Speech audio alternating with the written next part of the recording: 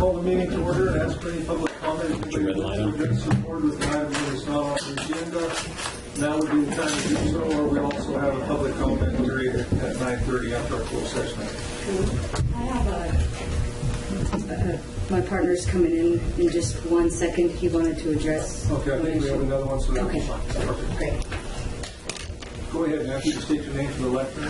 Yes. Good morning, Mr. Chairman and Board of Supervisors. My name is Patty Kuyumjan. I'm the Executive Officer for the Lassen Regional Water Quality Control Board. I'm up in this part of our region visiting some local leaders and others on water quality issues, and I wanted to stop by and introduce myself to all of you. I have a few handouts I think I gave you to tell you a little bit about our region, and there's a map on the back of one to give you a sense of how big our region is. We cover 12 counties, go down the eastern spine of the Sierra and spoon out into the desert regions down to Palmdale, Lancaster area. We're roughly 24% of the state of California. We've got about 700 lakes in our region, including 2 outstanding national resource waters, Mona Lake and Lake Tahoe. Over 3,000 miles of streams and over 345 groundwater basins in our region. So it's a heavy area that we cover. But I'm honored to be able to work on these issues. We cover issues that involve any discharges of waste that go to land or water, so anything that would go into a river, a stream, a lake, or anything that's put on the land that could affect a river, stream, or groundwater, the kind of areas that we cover. We work closely with our state water board. There are 9 regional boards. We're one of the 9. And I like to lovingly call ourselves the foot soldiers. We're the ones that go out and do all the permitting and the inspections and follow through. We don't do water rights. That's the state water board, gratefully, these days. We don't have anything to do with that. Nor do we do drinking water. That's also out of our state board. But we work closely with our sister agencies. I'm happy to report we, of the 9 regions, have the most clean water, which is a good thing. So a lot of our problems are not as difficult or challenging comparatively to some of my other regional boards that they deal with, let's say in the San Diego Bay Area or LA areas, or Central Valley these days with the Bay Delta, are very complex problems. But again, I just really want to make myself available to the Board of Supervisors if you have any questions, and looking forward to working with some of you hopefully in the future on things. At some point, our LAMP policy, or your LAMP policy, will come before you at some point for the board, and there are other issues that cross our watch. So anyways, thank you for this opportunity to speak before you and introduce myself and our region to you. Well, thank you for showing up and coming in and meeting with us. I appreciate that greatly. And I don't mean to you here. Do you mind if we ask your board if they have any questions? Sure, absolutely. Do you have your card with you? I have cards, yes. I could leave some behind, certainly. The question I have that I'd like to ask is I realize you guys do with water quality. Yes. And what was it, 2 years ago, the GRAP came out, or Yes. that you put through, and that, from what I understand, came from the Hawking region, was where it kind of originated from. And even though I was strongly opposed to that, and I still am, I mean, do you anticipate that coming back? And if so, in what form and what name do you expect that to come back? Because this stuff never gets any less regulatory. Right. So I know it's coming back, but I would like to know in what form and then when do you expect that to come back? Okay. I'd be happy to answer that question. The GRAP was, for the rest of you, it was a statewide policy that the state board had initiated, and they had asked our region to lead the effort on behalf of the state board. The state board does adopt general orders and general policies that cross the watch of the 9 regional boards in an attempt to have consistency, uniformity in policies. An example is the recycled water policy, where they adopted a policy that was uniform across the state. So GRAP, it dealt with grazing, was an example of one of those policies that the state board initiated. And you're correct. Because of concerns raised by the ranching community and many other groups and local governments, a decision was made not to proceed with that that the state board did, and they thought better of trying to make a uniform policy across the state. Instead, they adopted a resolution asking that the regional boards work with their local communities and local governments and ranchers in a much more focused way on problems that might be unique to a particular area, if there is a problem.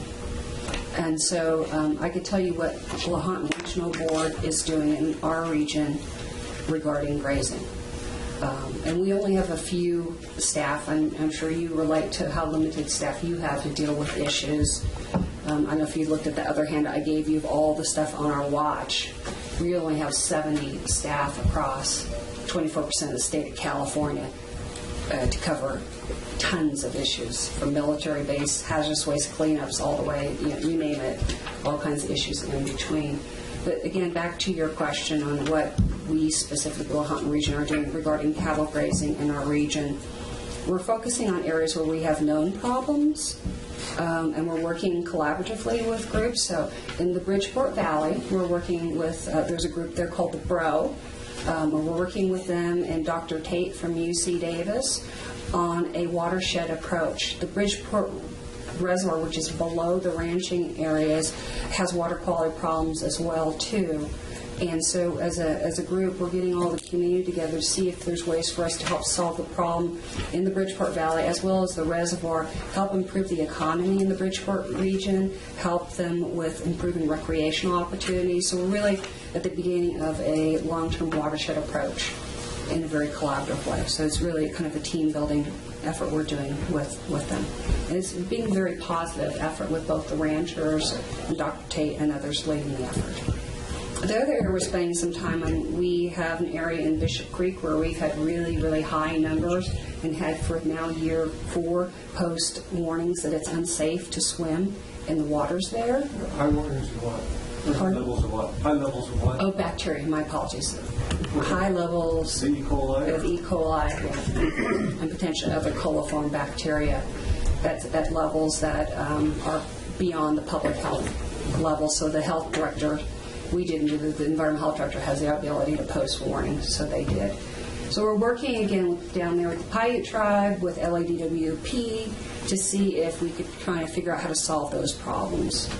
And we're now into year 4 of that effort, where we're trying to solve problems. Now, can you differentiate if that E. coli is coming from wildlife or? I'm glad you asked that question. We actually did put money over the last 2 years to speciate the bacteria. There was concerns it was coming from some of the septic tanks or a homeless camp. The numbers were exceptionally low for human. They were low for fowl. We checked for that as well. They were almost non-existent for horses, because the Paiute tribe has a lot of horses down there. And the number that was off the charts was ruminants. So LADWP is looking a little bit further in terms of checking out other ruminants like deer and cattle. But since there aren't a lot of deer in the area, in terms of when you do sampling, you check to see if there's deer or cattle. It's predominantly cattle. That we're going to work with them collaboratively on best management practices. But that's still in the process with LADWP. So those are examples of 2 things we're working on with our limited staff. We're just focusing on areas where we have potential public health threats. The last question I have for you is of the 6 board members, the appointed board members, where are they from and what are their level of expertise or background, I guess, real Okay, briefly, if you don't mind. That's another good question as well. 2 years ago, they changed the law for the regional board appointees. It used to be someone would have to be appointed in the area of expertise, engineering expertise in wastewater, agricultural. I don't remember all the different categories. I think 2 were engineers, 1 in groundwater cleanup expertise. When they changed the law, those categories are still on the books in terms of areas of expertise, but now we aren't like locked into one slot being just from that expertise. And instead, the governor's office, who makes the appointments, looks at expertise across the watch to kind of give balance, and they use it more as a goal to get background. Right now, we have 2 engineers on the board, one who is very experienced in wastewater systems, one who is very experienced in military-based cleanups, which is a good asset. We also have a local government representative who runs a community services district, both drinking water, sewage, and recreation in the You south. gotta watch those guys. We have a scientist on our board, and we have an ex-district attorney on our board. So we really do have kind of One's really gonna want it. we got kind of a whole sampling of expertise on our Bad board. apple in every barrel. We do have a slot open if anyone wants to apply. So There you go. So you guys don't have any ranchers or farmers or anything on this board? no, we don't. We don't, and we have a lot of. Our agriculture in our region is predominantly alfalfa and other crops that we have quite a bit. I think we have over 220,000 acres in our region of that, which is quite a bit. I think we're like 4th in the state behind the Central Valley and the Central Coast, who's in 3rd place for acres. We have a smattering of wineries, like less than 10. We have an increasing movement on marijuana grows, which I understand is also something that you're considering. But in our desert region, we have a lot of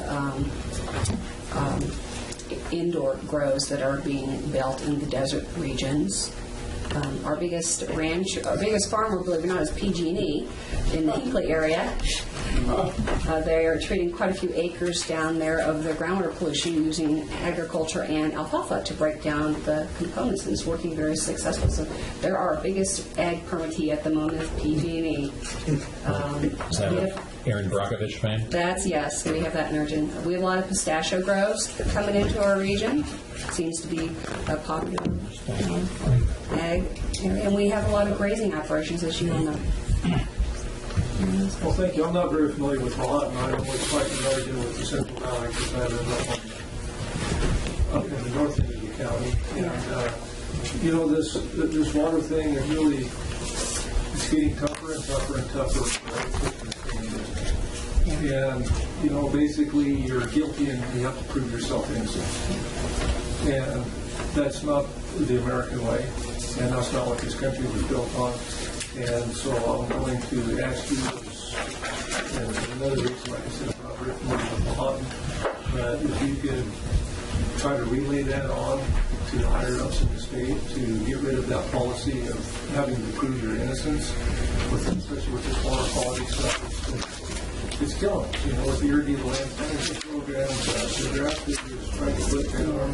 I mean, the list goes on and on and on, and it's just fee after fee after fee, expense after expense after expense. And it's not to the benefit of, especially the rural areas and rural economies and the agricultural way of life for the natural resources. And we're just, sadly to say, I think all these policies are defeating the purpose.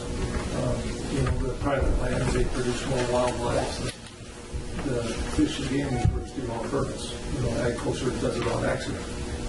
And, it's just, I don't know, I could go on and on and on. I'd get on my soapbox probably and try not to.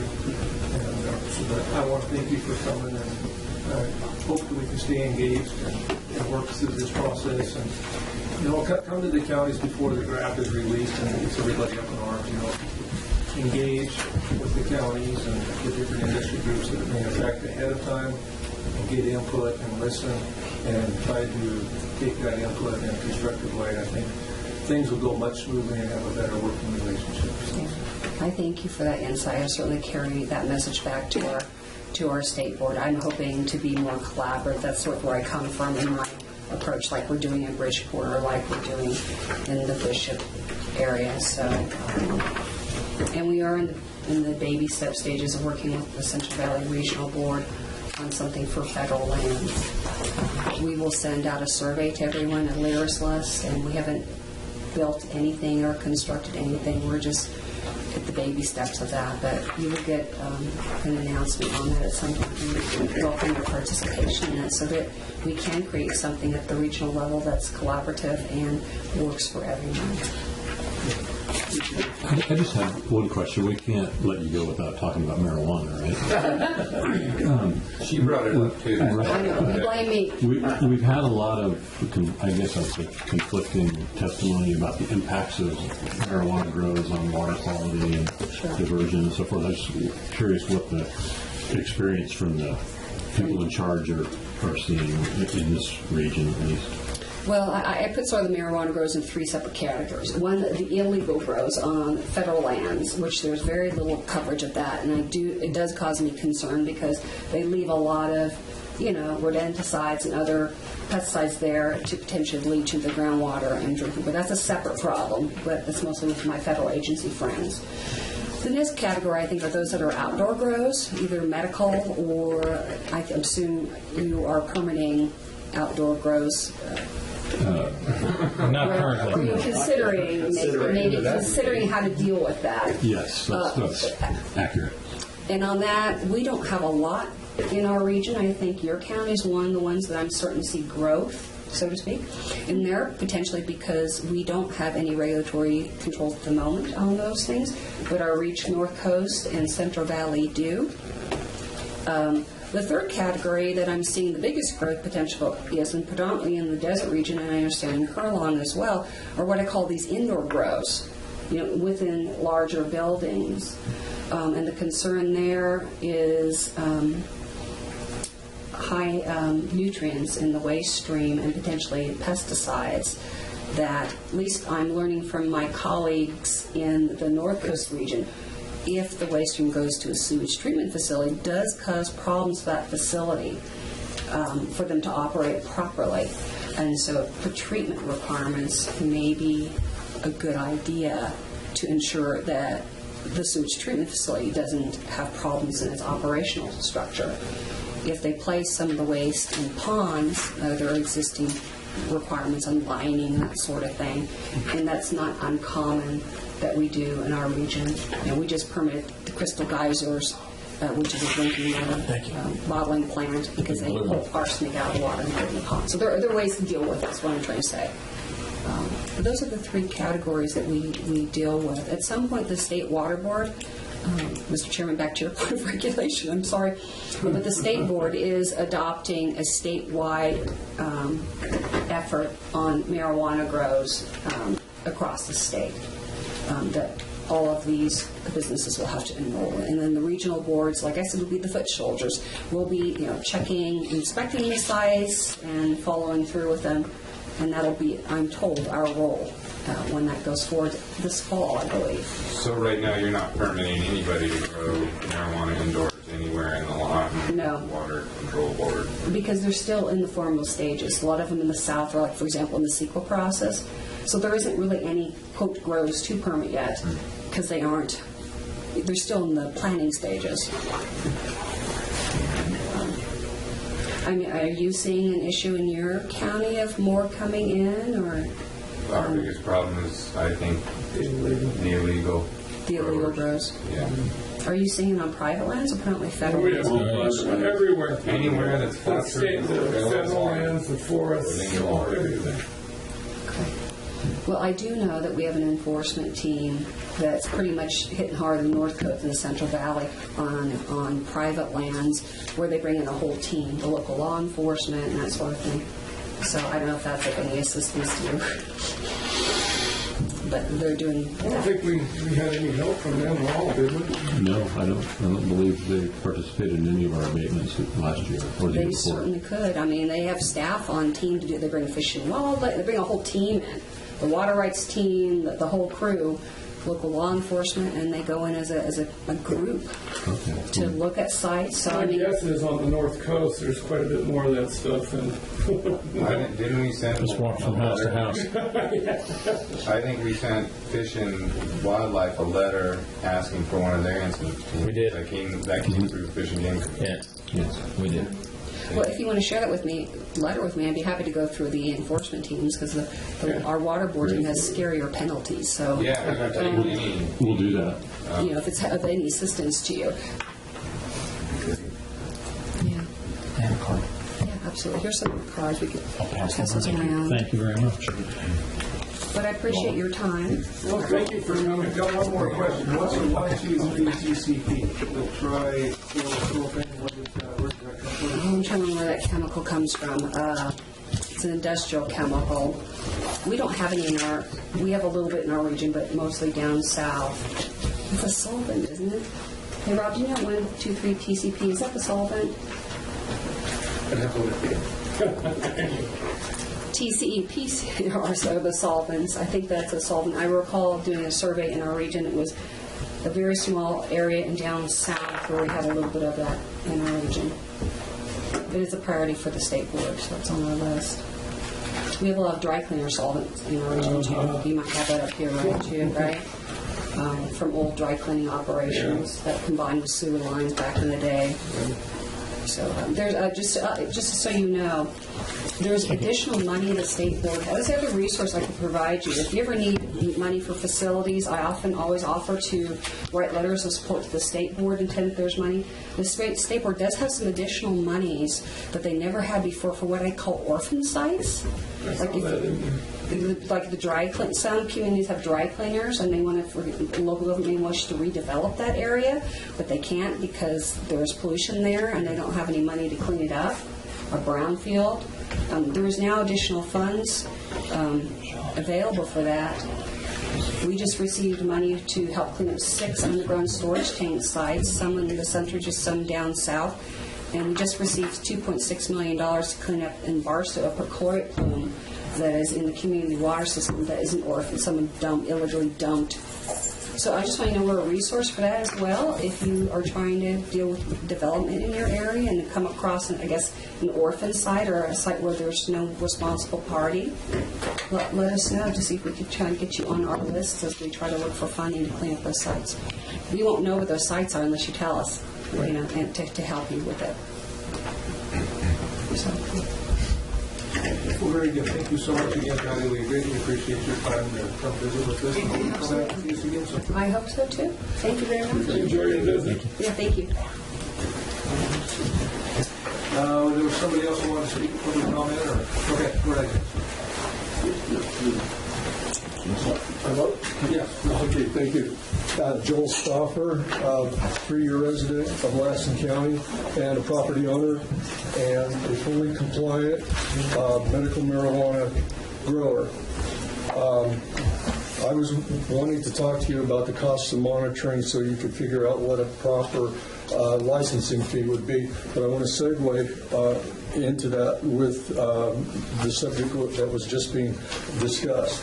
Okay, in the 2016 season, I operated an outdoor grow on a 480-acre parcel that I am leasing and currently am leasing, and hopefully will be able to operate in season 2017 and beyond. I use a technique that is, even though I'm growing outside, I grow hydroponically. And I had 72 plants in compliance in a 7,200 square foot facility of 6 greenhouses. And using the hydroponic method, I used less than 500 gallons of nutrient solution every single day with minimal runoff. Everything that I used is in my production is OMRI approved and registered, which means that it's basically organic. I used no synthetic insecticides whatsoever. I had a very, very clean, easy grow this last season, where the only controls that I used on insects and funguses were neem oil. You can drink it. I've done it. I've done the research. Didn't even give me the squirts. No problem. And another problem that you have whenever you're in a greenhouse, you get a little bit of humidity and cool nights, and the chances of getting powdery mildew very, very high. And so I did a precautionary fumigation using elemental sulfur in an enclosed area. And that was it.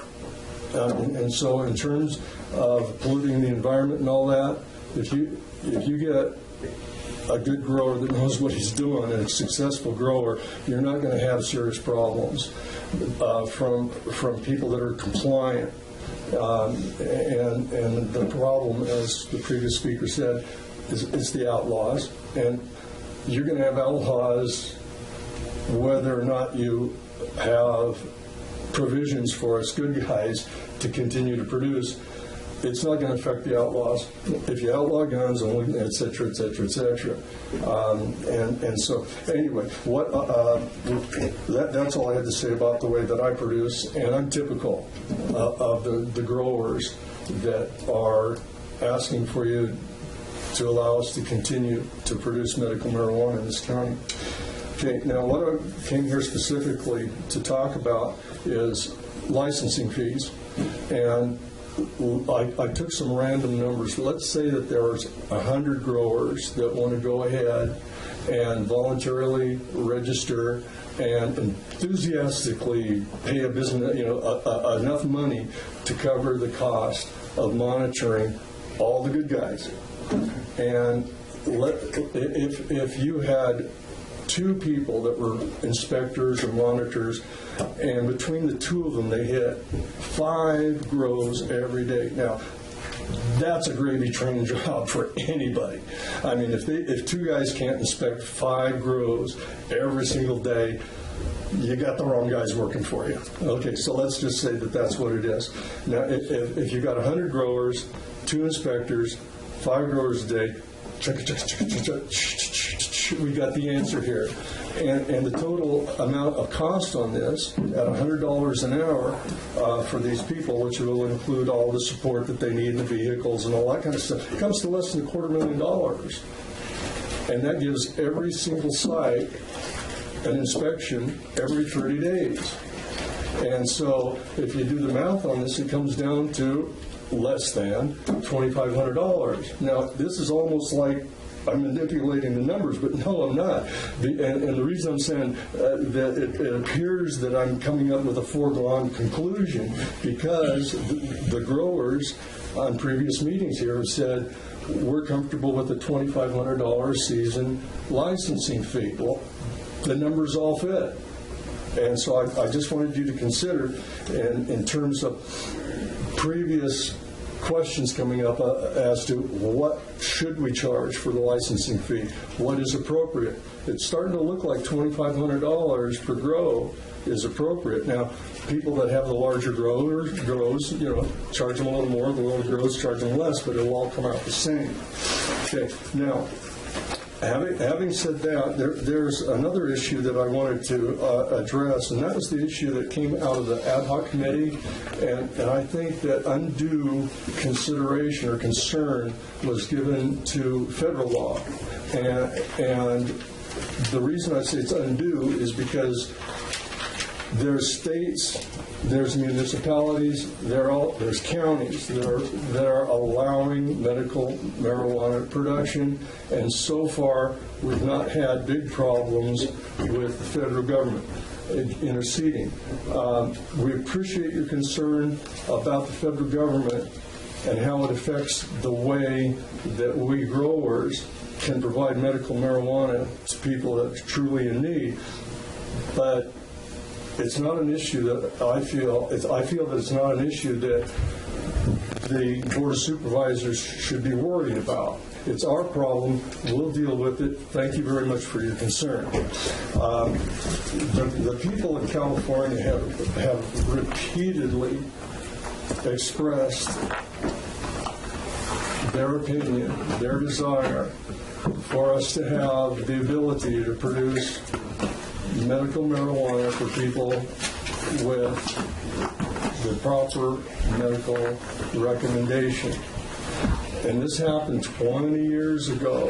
And finally, after 20 years, the state of California has finally created a plan for bureaucracy to monitor and control the medical marijuana growers.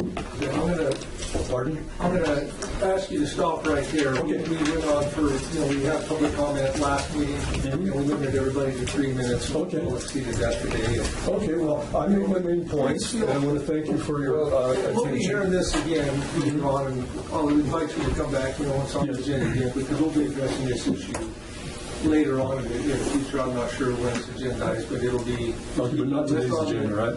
It's not on today. Okay, that was my understanding. Okay, well, I just I wanted would to... have questions, for instance, but it's of no use to me to ask you questions when it's not on the Yeah, agenda. because It's we not can't appropriate. respond to public But comment. Okay, Yeah, but it- well, I don't have a business card, but I can give you my contact information if you want to talk to me off, if You can just leave it with the clerk Yes, here. Okay, I'll do that.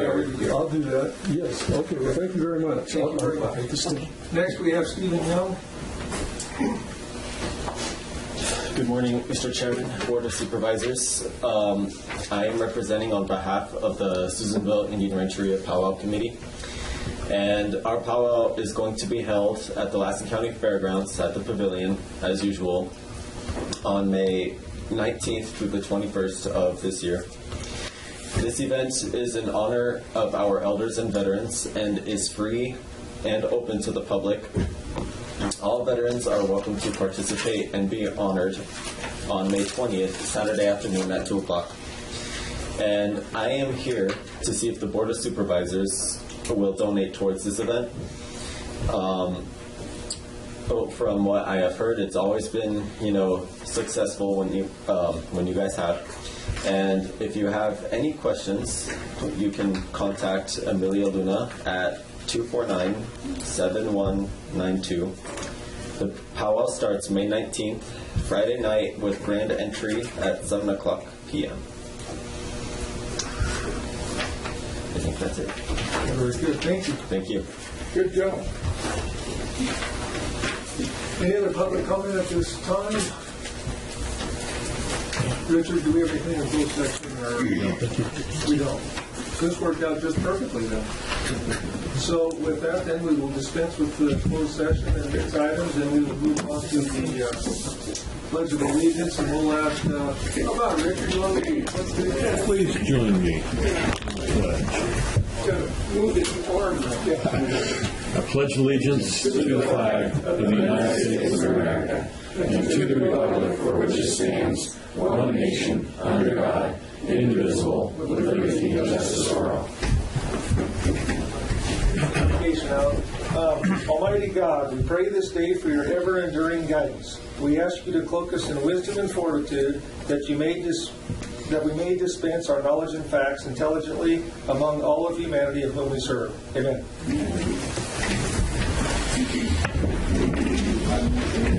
Well, obviously, we have there's no reason to have announcements, closed session. We didn't have it. Is there anybody else who wishes to speak in public comment? Seeing none, we'll bring it back up here to unassigned board reports. Board members, Tom, you want to start off today? I certainly do.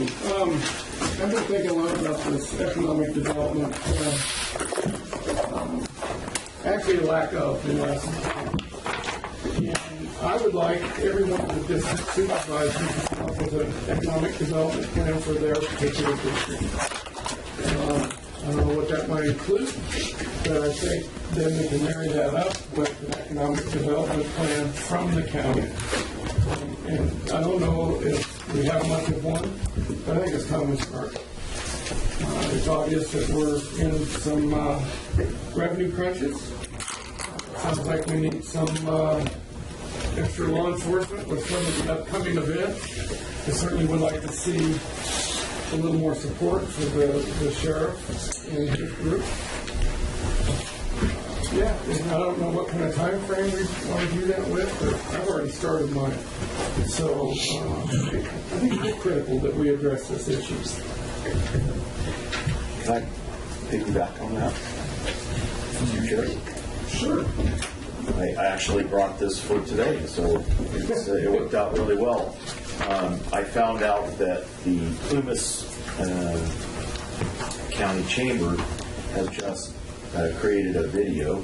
They applied for the grant through Visit California, they were able to get the grant for $20,000, and their video is done, and it's up on the Visit California website. I'd like to see if we couldn't get something like that going, that we could advertise to Reno, the Sacramento, greater Sacramento, Redding area, and have a nice video of some of the spots that we consider great in Lassen County.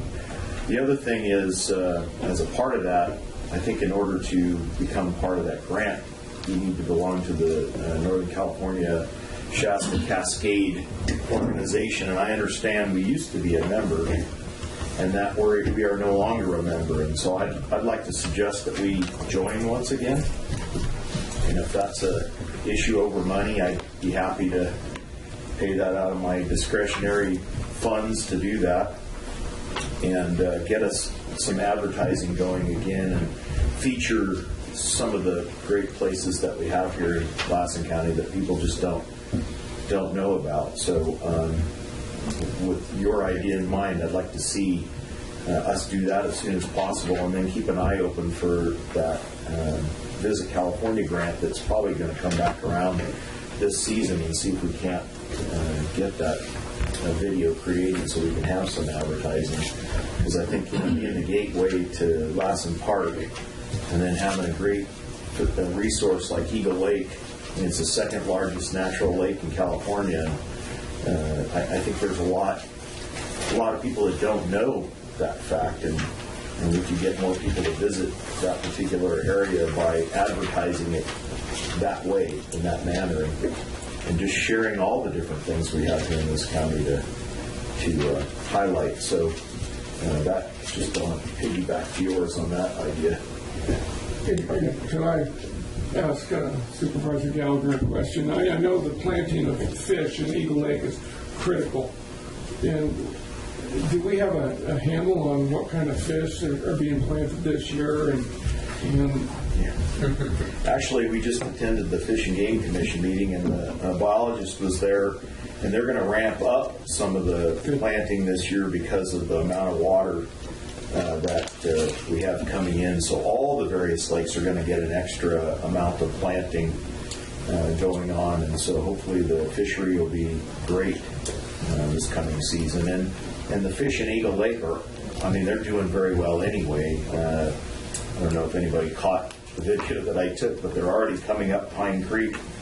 The water temperature has gone down to the point where it's causing them to want to start to spawn, and so they're going up. That's another great thing to watch. If anybody has not been up there to see that, it's great. It's fun to watch. You see these fish that are 26 inches jumping up into the ladder, and they've created a ladder now that will pass through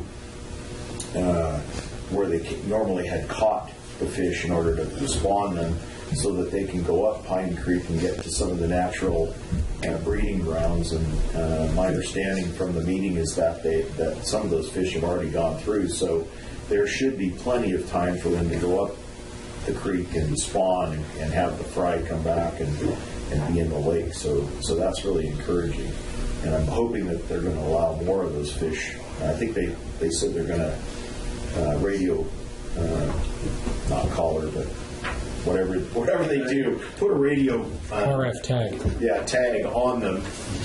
And collar on the fish. Collar on the fish. Either for the fishermen go get them. Exactly.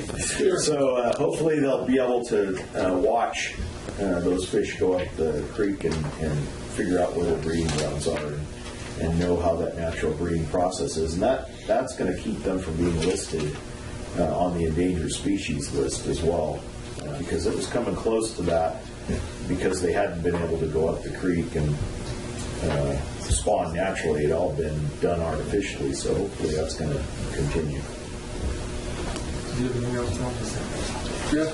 The transportation meeting last week, but we'll talk about that later on. I'd like to give $500 out of my discretionary fund to Janesville Town Council. And I'm going to piggyback on this business development deal. I was playing around on the web looking at areas that are just like our area. Staff needs to take a look at Dawson County, Georgia's website. Like DAWSO? DAWSON. It's an area just like us. We're about an hour and 10, 15 minutes out of Atlanta, which we are of Reno. I don't think we're exploiting ourselves to Reno hard enough myself. Reno's a boom town, and it's jamming over there. I hadn't been there for quite a while. I went over there last week. Can't believe everything's going on over there. And they're building houses, and I mean, everybody says can't do business in California. I think we need to figure out how to get some of that can-do attitude here and move on. It's what we need to do, because what I figured out from this marijuana discussion that we had last week presentation is the people in Lassen County want a choice. They're tired of working, having no choices for jobs. And I think that's our job here at the county, is to promote our county and go to these other websites, and there's things for how businesses can go into business in those areas, and ours is pretty lax in that. It's been ignored. So that's all I got. Chris, do you have anything else? Yeah, actually, I went to the Symphony fundraiser last Wednesday, and speaking of trying to get down to at least that part of the Nevada, the northern part of Nevada, the Symphony organization has been talking about trying to go to Carson City, to their Center for the Performing Arts, and actually put on a concert there. So we're working to try to do that. We started out trying to do it in Pioneer Center, and probably not the best of places, and we would conflict with the Symphony in Reno. So we're working on that. And again, it's trying to let people know down in that area what's going on here, so that we get some people from Reno coming here instead of us going to Reno all the time. And again, we went to the Fish and Game Commission meeting on Thursday. They talked a lot about fines and how the fines have diminished, because the Fish and Game Commission runs off of those particular fines from violations, and I think they said they were down to around $300 or so. If the fund is what I saw in the funds, it was like $3,000. Okay, yeah. Richard and I had a discussion about that, and I would like $500 of my discretionary funding to go to the Fish and Game Commission, and also I'd like $250 to go to the Westwood Little League on the upcoming agenda.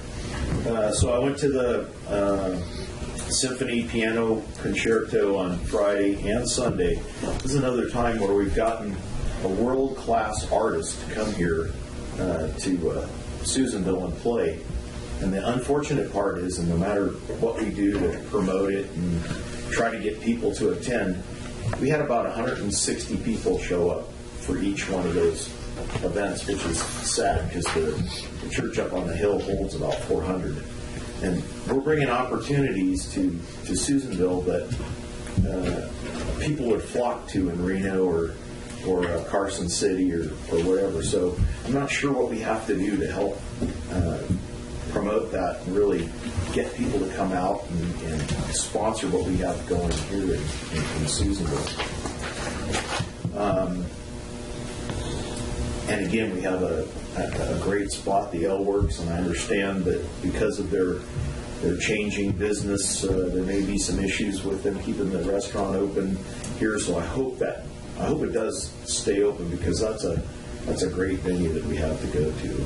I hate to interrupt, but I got yelled at on Main Street over this, so I'm going to make this point. Okay. The management at the Pioneer continues to say that they're going to operate both restaurants indefinitely. Right. Now, whether or not that changes, I don't know, but I'm not going to get yelled at by Margaret on Main Street. I just said hope.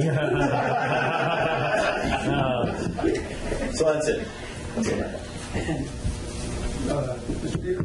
I attended PSA 2 yesterday, and we are going to need an at-large member for the executive board for that. We've replaced advisory, and I'm starting to look, but if you guys find somebody that's interested in aging and, taking care of anything from senior center and Meals on Wheels, I believe, is some of the areas. You guys know better than me.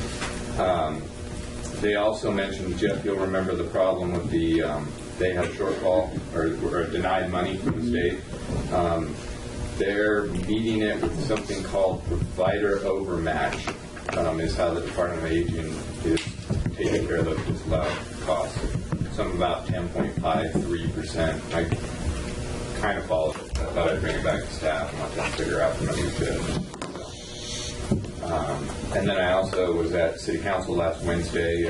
Rod DeBoer retired, and so it was his last meeting. And I'll just always remember him as the winner of 2 different elections by coin flip at City Council. So he served for a long time for Lassen County and the City of Susanville, and I appreciate his service. As to your point, I think you're exactly right, Tom. I was just starting to look at the SEDS document from 2012. I know it's got some history. And then the City of Susanville always has the ABC framework too. So I'll certainly get, it's there to work on for economic development. It's certainly something I think a lot about. I think that's what I have. Very good, thank you.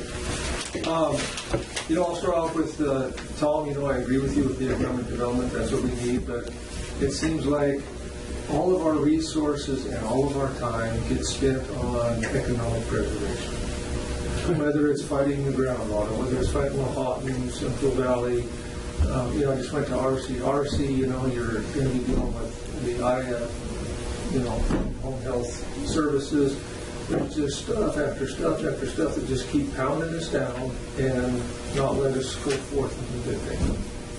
And, it's just, unfortunately, that's where we have to spend all of our time and all of our resources in preservation to preserve what little we do have there.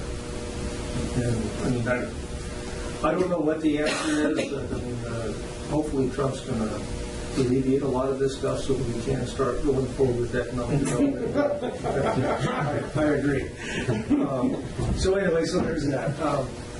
I did attend the transportation meeting, and we'll be talking more about that later on in the agenda. There's some big changes coming forward on that. I don't know if they're good or bad or indifferent, but they are coming. I'd like to designate $500 of my discretionary funds to go to the Susanville Rancheria powwow from May 19th to the 21st. I did attend RCRC this last week down there in Sacramento. It was a good meeting. There was lots of new supervisors down there who have taken the leadership or the role of supervisors representing RCRC. The good speakers, we have Jeff Dozo. He works for the Senate President Pro Tem Kevin DeLeon, and Kevin Bassett. He's the Chief of Staff for Republican Senator Patricia Bates from San Diego. So we have both the Democratic and the Republican representative there. Their big take-home message was any important letters that we send down there as it relates to different issues is if we can send it to both parties and get it to the committee that's in charge of whatever bill it is. Those will have the most impact. As far as Lassen County goes, they're rolling out with a new program which RCRC has been very supportive of and really helped get it off the ground, and that's with the human trafficking. Mel, I think you're pretty well up to speed on this. Lassen County was chosen to be one of the first five counties in the pilot program. And according to them, Mel, you'll be happy to know that Lassen County is probably we're advancing the quickest and the fastest out of all of the 5 counties in the pilot program. And they were hoping, that in April to possibly start presenting the information to the students. And they're going to do 5th grade, 7th grade, like the freshmen and juniors. I think they've got different levels. And, just to be aware of the human trafficking, because it's everywhere and it's very prevalent. So anyway, I brought some information on this if anybody wants to look at it. PILT payments, the PILT payments should be coming through this year. But the Secure Rules and Schools Act, they're not looking very optimistic. It's liable to be really ramped down over the next few years. It'll probably just flat severe. Potential for the Secretary of Agriculture, something no different from the Deputy Secretary, getting either Karen Ross or A.J. Calamera, the two California guys, or past California Secretaries of Ag. So they could possibly be appointed, so that's good. That'd be great. Let's see, what else is there? AB 199, I need to be aware of for the prevailing wage. They're looking at bringing prevailing wage into the private building industry. So, wow. That's something we need to be aware of. There goes your economic development. Yeah, that's the So they're also looking, there's a dog bill that could implement CEQA for any new wells, whether they're domestic or irrigation. The State Water Resource Control Board, they're looking at the efficiencies of fresh water going into the Delta. They're looking at supplementing those inflows and those efficiencies with groundwater. So, like I said, these are all things that we're up against and fighting, and it's ridiculous. What else is there? Then there's the in-home health services. Governor Brown, he wants to totally dismantle that and bring it back to the counties. And Richard, I'd like to see that put on the agenda. I think we need to have a discussion. If the county wants to file a lawsuit, I think we have until August 1st to do so. But if we do so, that's going to take us off the table for negotiations. I think we'll sit down and negotiate with the counties and probably want to take us apart one by one. So I don't know what the best way to do that is. So I think we need to get some information out. That needs to be agenda and see how we want to formulate the plan to move forward on how to deal with that. Marijuana, that was one of the deals up there in Humboldt County. They were talking about, the cash is getting to be a huge problem over there in their county. And it's not so much as the marijuana, the violence and the stuff is not coming from the marijuana, it's coming from the cash. Because there's so much cash over there. They, just in their permits alone, they had 4.1 million paid in permits, and 70% of that comes in cash. So people are coming in paying their property taxes. So they're happy as a clam to watch that money. I'm telling you, the California state takes that money, that cash, and they wash it for them. But it's not good for the county. I agree with that. Because now they're having to hire. That's my point. You take that problem, and we can have commercial marijuana that we could actually watch. They would have a bank account. So if one of these people broke one of our ordinances, they would have money to get. I'm sorry, that was more for. You're right. The cash is the big problem. So anyway, so that'll probably be addressed future going forward. The one good thing about it is, the Air Resource Control Board, which we had a little discussion about last week, they're looking at changing the definition of low income and disadvantaged communities. They're looking at getting their off the count viral screen, which is where most of the disadvantaged communities are identified, and rural counties are not part of that. So at least the Air Resource Control Board is looking at changing that definition, which is a good thing. I don't know. I guess that was pretty much the gist of it. There's a few more things in here that we need to probably make comments on. I'll be sharing these with Tony, and then we'll see those on as we come forward. And I think that was all that I had to report on. So with that, we will. Mr. Chair, if I could mention one thing, you talked about this Thursday at 3 o'clock at the community church. There's an end trafficking of sex trafficking. There's an end sex trafficking seminar going on at 3 o'clock that people might want to attend. I've been there once, and it's an eye opener for people to take a look at what's going on in that particular industry.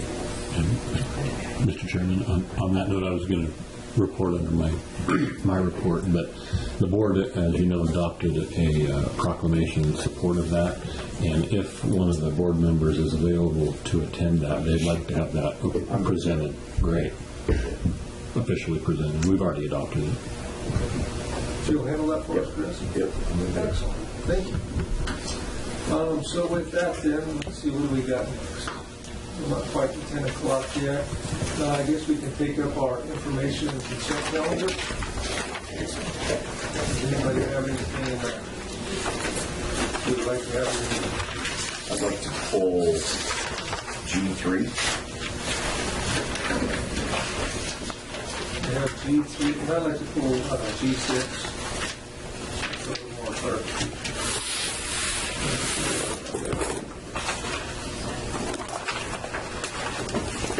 And don't we have anything else? We'll take some action on the remainder. Move we approve the item second.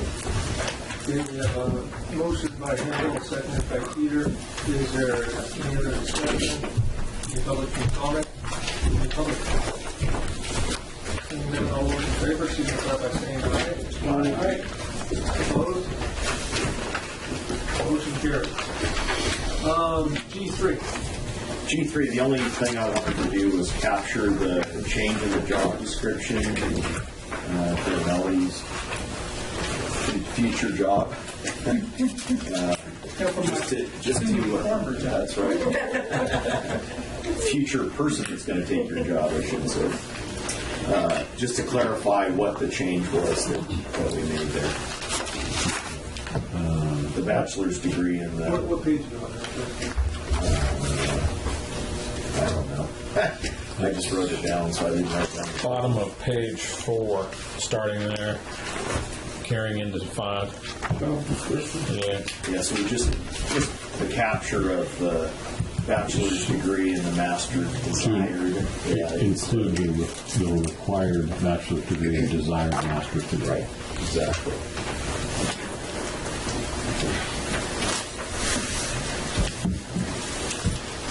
Would you be happy with the correction of staff? Make that correction. Make that correction. Sure. Yep, absolutely. I'll make that motion. So we have a motion by Gallagher. Is there a second? Second. Seconded by Hammond. Any other discussion? Out of the public? Seeing none, all those in favor, signify by saying aye. Aye. Opposed? Motion carries. G6, on any question or? Actually, Christie. Perfect. No, yeah, I did too, yeah. Yeah, I just, I support that 100%, but, I want to see what I do. We got the gun on it. Well, I guess my question, I'll go ahead with my question. Yeah, go ahead. Is this going to be on the next election cycle? Is that what this Right. is for? Right. Okay, Yep. And it's currently in the Public Safety Committee. And so with your suggestion from RCRC to at least get those letters to those various committees to show the support, I thought that would be very good to do. Okay. So this will be on the ballot for 2018? Is that right? Sure. I think it's on the ballot. Yeah, it says later on down the road. that It has to be approved by the electors because it proposes to amend an initiative, and the legislature can't unilaterally amend a law passed by the people. And I think the next regular election is 2018. June is the primary, and certainly November the general. Right. do we want this on the primary or the general? Well, it's not up to us. Yeah. It will be the election on this issue, the initiative on this issue will be called for by the state legislature because they're obliged to if they want to give effect to the law that they pass in their houses.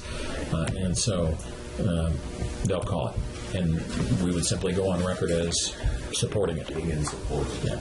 Now, it could be that when, and I'm not sure how this will go, it could be that we lodge an argument in favor at the time of the initiative coming to the ballot. And whether they accept our argument in favor for publication or not remains to be seen. But So my idea was to send this letter to the Public Safety Committee showing our support. Yes. to the majority minority. Right.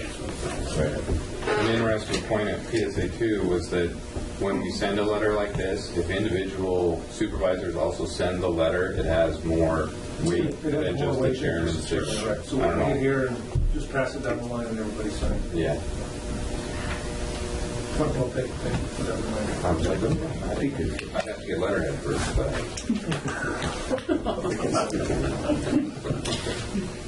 Okay. Did you have another question? No, that was good. Okay. With that, then, is there a motion for approval? Moved by Hampton, second by Hammond. Any other discussion? Anybody from the public? Seeing none, all those in favor say aye. Aye. Opposed? Motion carries. With that, we will move on to our time certain 10 o'clock item. And we have a proclamation that we need approval on. Do we have a motion to accept this proclamation? Okay, we have a motion by Hemphill. We have a second by Gallagher. Is there any other discussion? Anybody from the public? All those in favor, signify by saying aye. Aye. Aye. Opposed? Question? If you don't approve the proclamation, does that mean Susan has to come back to work? Good question. Then we ought to have a roll call vote. I welcome her back, absolutely. I'm just glad we brought her back because I missed Tuesday. I'm sorry. I had 5 meetings that day. But, So so the proclamation passed, so we'll get there. So now we'll go on to the recognition.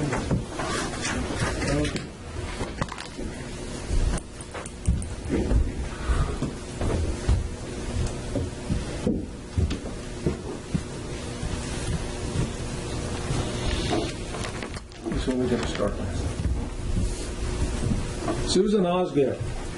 Where is she? You've seen this a bunch of times, so you know how to handle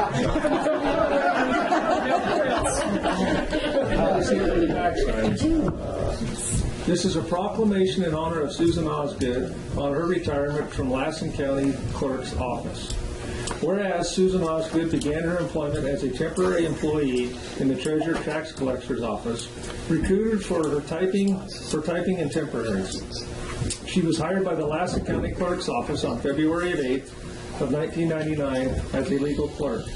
On January 9th of 2001, her position was reclassified to confidential administrative secretary. Susan was promoted to deputy clerk of the board on April 23rd, 2007, a position she held until her retirement on March 14th, 2017. And whereas Susan Osgood was responsible for performing complex, confidential secretarial and administrative support duties under the direct supervision of the clerk recorder and under the administrative direction of the Board of Supervisors, Susan regularly transcribed reports, memos, and correspondence. She researched, compiled, and maintained data, records, and files and responded to public requests for information. And whereas Susan Osgood supported the County Board of Supervisors by preparing the agenda, assembling background materials, preparing minutes, and minute orders of the meetings. Although she did declare war on the Granicus agenda,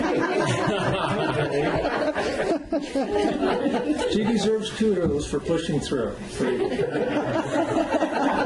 And whereas Susan Osgood was an exemplary employee to her co-workers, she is considered a loyal, close friend and mentor who was always there to help them through difficult times. She was also a great friend to the late Emma Freeman, the longest working employee in the Recorder's Office and the state of California. And whereas Susan Osgood is known for having a big and generous heart by volunteering and donating to countless community organizations and fundraisers, Susan was a founding member of the Lassen County Recognition Committee. Her dedication and personal commitment helped shape what it has become today. Susan is extremely patriotic and proud of our veterans. She is an original Blue Star mom since the formation of the Susanville chapter. Susan even had the dubious honor of having her birthday fall on some November election days. And whereas Susan Osgood is well known for her New England accent, she would, and still does, pronounce words ending in an A with ER, such as Teresa. She's a big fan of the Boston Red Sox and Boston Bruins, as well as the New England Patriots. She leaves behind large shoes to fill and will be truly missed. Now, therefore, be resolved by the Board of Supervisors of the County of Lassen that Susan Osgood be commended for over 18 years of service to Lassen County, and that the Board of Supervisors wishes her well for many years to come. Thank you.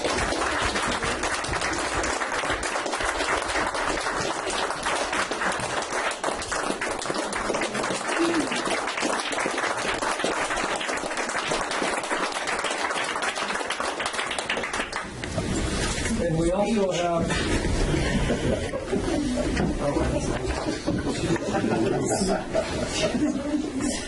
have a little wooden plaque here that says congratulations on your retirement with It's ready now. cut out of Lassen County. And then we also have a nice little picture here that was signed by almost everybody. Cool. So we got to show everybody what it is as well. Be sure to put it in the back seat of your car.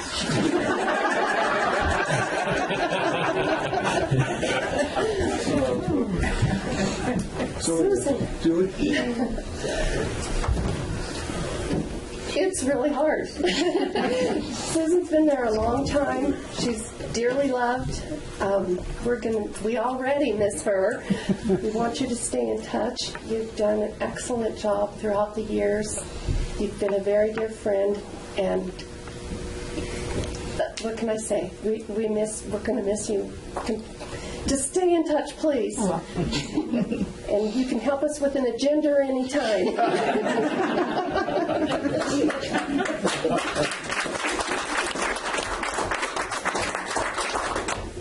Bob? Thank you. Mr. Chairman, members of the board. So I've been working here for a stretch, and a while back there was this vacancy I needed to fill, and there was an applicant, and her name was Susan Osgood. I know I'm probably not supposed to talk about those things. Man, she had a screaming resume, and I passed on her because I didn't think she'd be content where she was with the qualifications she possessed. And it was one of the larger hiring mistakes I ever made. The only good byproduct of that is that someone else in the county picked her up, and I got the pleasure of being able to work with Susan since then and to call her my friend. Thank you.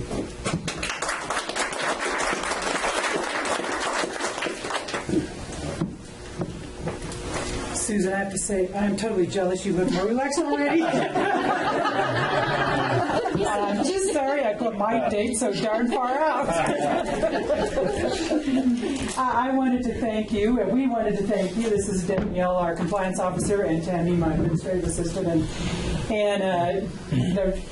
Susan has been so patient with us in our squirrel cage over there, because there are days when we get stuff right out just like it should be, and other days we're like, oh no. We call Susan, we let her know we're going to be late with something, or we've got a last minute correction, and she's just always so patient, and then she tells us, how to get the wording on the either the heading or the action requested right, so that it's on the agenda right. And then the thing that I've always appreciated is she's done a lot of work helping me find really old records around here. Because sometimes there are things I come across, I'm like, whoa, I've never even heard of this, and I've been here since 1989. And so you call up Susan, and she was able to find that stuff. And we just want to thank you for everything you've done to help us, and your patience with us over the years.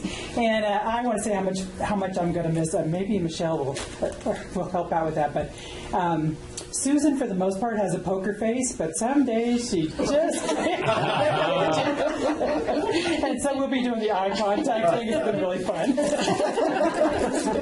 Thank you so much. Thank you. There you go. Thank you. A card from us. Thank you very much.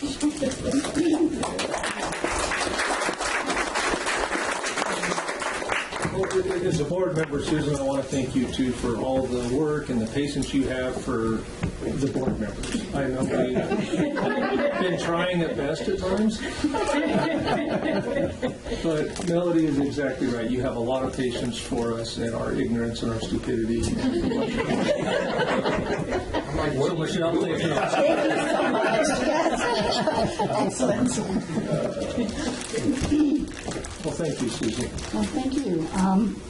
I'm not a public speaker, but I do want to thank you all. And the best part of being here is all of the great people that I've had to work with. Thank you.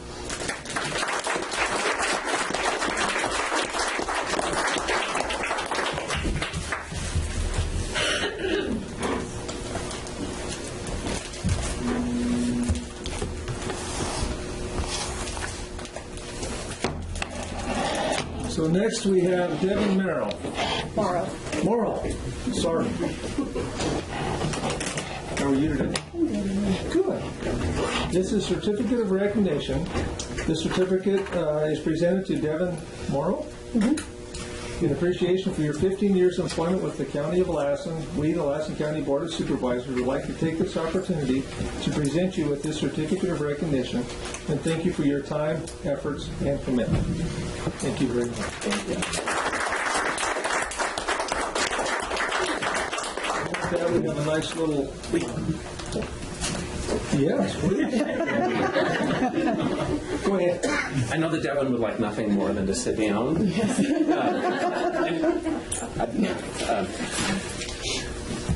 Devin started with the county very young as a work experience student, worked as a caseworker and moved to a caseworker lead.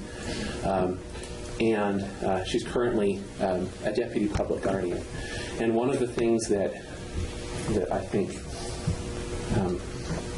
the one quality that I would say to characterize, sorry, I get emotional, characterizes Devin is, gosh, there's so many, is competence.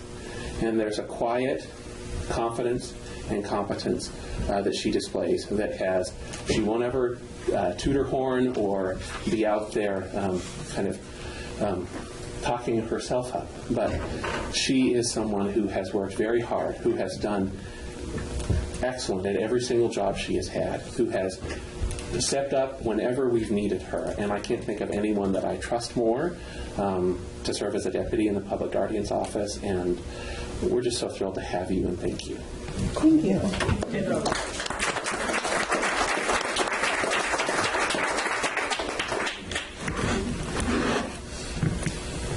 And next we have Jennifer Moore.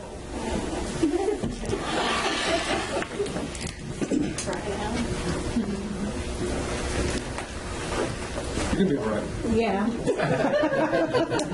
This is certificate of recognition. This certificate is presented to Jennifer Moore in appreciation for your 10 years of employment with the County of Lassen. We, the Lassen County Board of Supervisors, would like to take this opportunity to present you with this certificate of recognition and thank you for your time, efforts, and commitment. Thank you very much. And with that, we get your badge to put on the dashboard of your car. Wherever you see appropriate. Maybe check it across the office. I just wanted to say, take a couple of minutes and just say a few things about Jennifer. We're so grateful to have her. She works in the Sheriff's Office. She's a program coordinator, and she just creates her own weather and climate. She comes up with all these programs and educational opportunities, and we're just, as a community, we're so lucky to have her because she has taken this opportunity and just run with it and put together all kinds of programs and learning opportunities for the people that we serve. And I'm just really proud. I worked with her. I've known her since she's been here for 10 years. I worked with her in the field as a probation officer. She did an exemplary job there. She was always hardworking, worked long hours, came out any time for us, and we really, really appreciated her commitment there, and especially her commitment to us at the Sheriff's Office.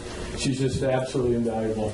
So, I have a couple of quick things. So Jen is a recent addition to the Sheriff's Office. She filled a spot that was previously filled with a correctional corporal running inmate programs in the jail. But that was never just a good fit. We really needed someone that had that kind of a background. And she's, like Captain Bull said, she's done a wonderful job for us.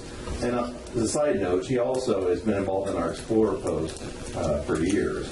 That's a great program. It teaches our youth about law enforcement and gives them exposure to our our field, and she's been a big part of that, even when she worked at probation. So thanks, Jen. Congratulations.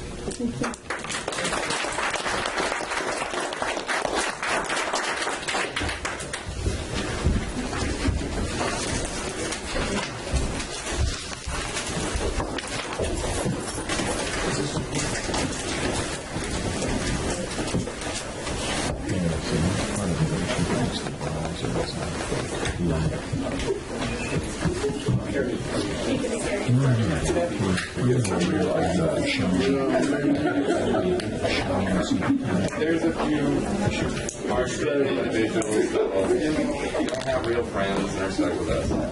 So we have a little late entry, and this is a poem from Violet, and I'd like to read into the record. Poet laureate. Poet laureate, yes. This is Treasures from the Heart is the title. My poems are my diamonds, my pearls from the sea. They're flowers undying, God's given to me. They're gold from the mountains, my gems from the stone. Their love I've been given from friends I have known. My light in the darkness when I cannot see. My faith never ending in adversity. My poems are my treasures until I shall part. I offer them solely as love from my heart. I pen them from knowledge, with wisdom transcend the beauty I've witnessed to share with a friend. As always, thank you, Poet Laureate Violet Stout. Another very nice call.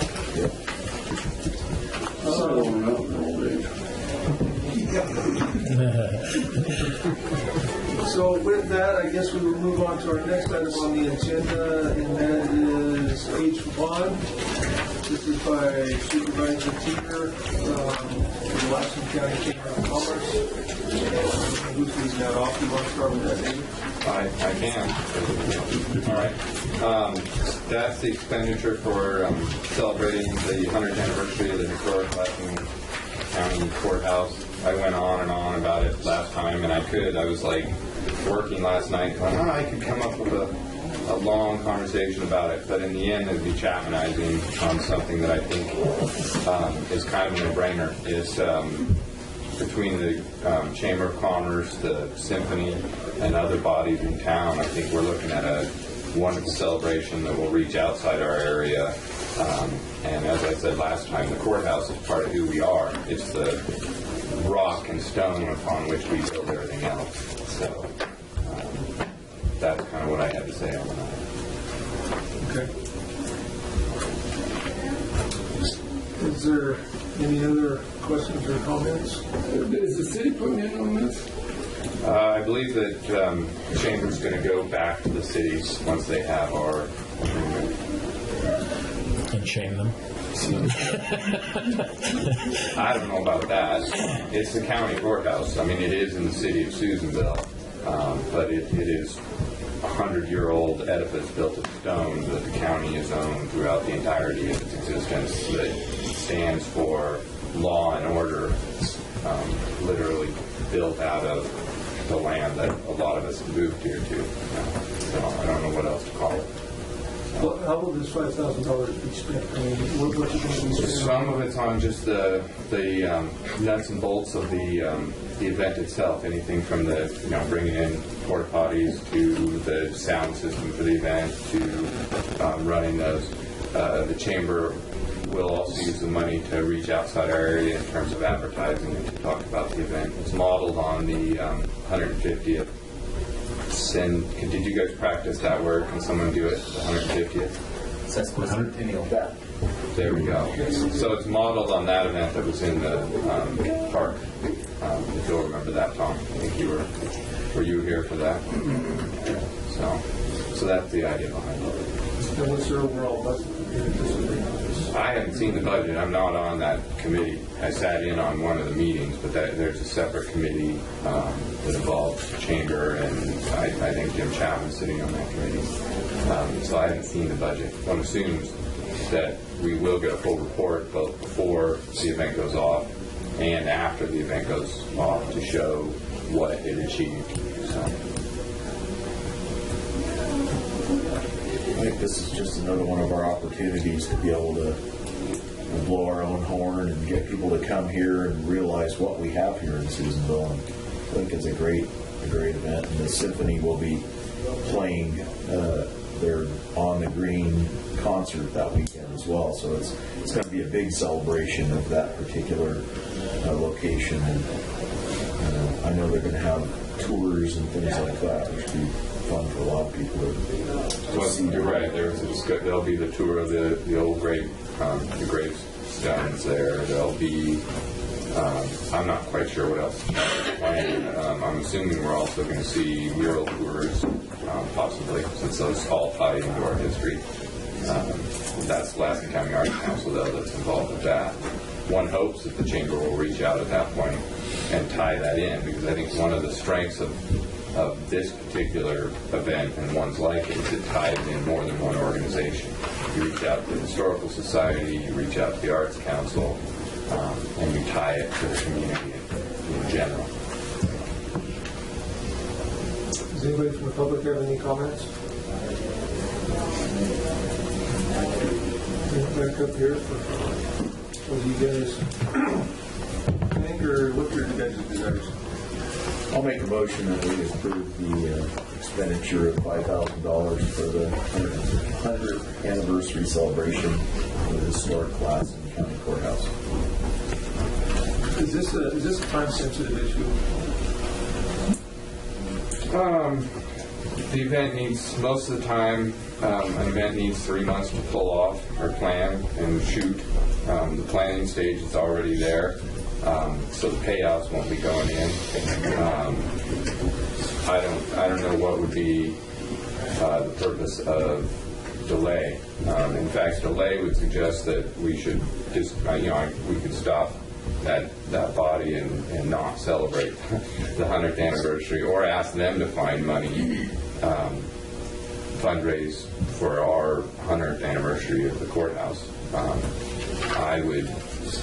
Neither of those is something that I would suggest, because again, I think the courthouse is part of who we are. I mean, if we don't care about where we came from or what we're building on, if we're down in the valley and we can move from government building to government building without a worry about what the landscape looks like, then we wouldn't have to worry about it. I don't believe that way at all. So. Well, and I concur with what you just said, and I don't think that the county takes that building for granted. That's why we're looking at updating it and modernizing it so we can use it.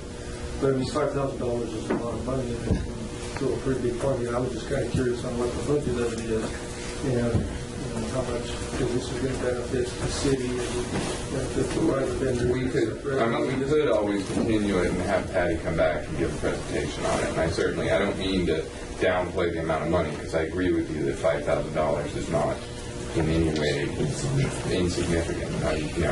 It's a large sum of money. I just believe that it's appropriate for what we're celebrating.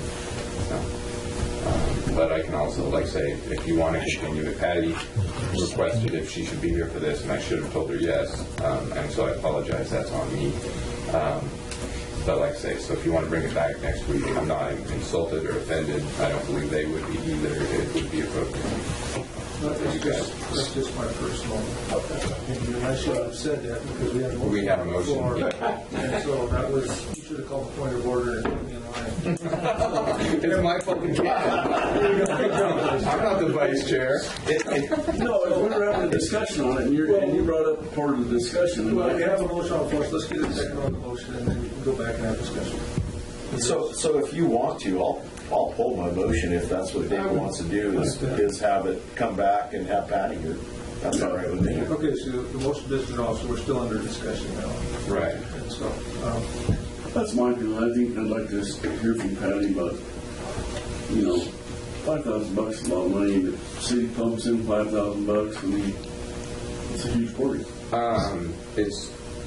It is what you authorized for the 150th celebration. It's the exact same amount. It's not that much if you're doing advertising. That's true. And I wasn't here for your discussion of the Dean. Sesquicentennial. Oh, there we go. Mr. Burns decided to throw in too. I learned a lot from the sheriff.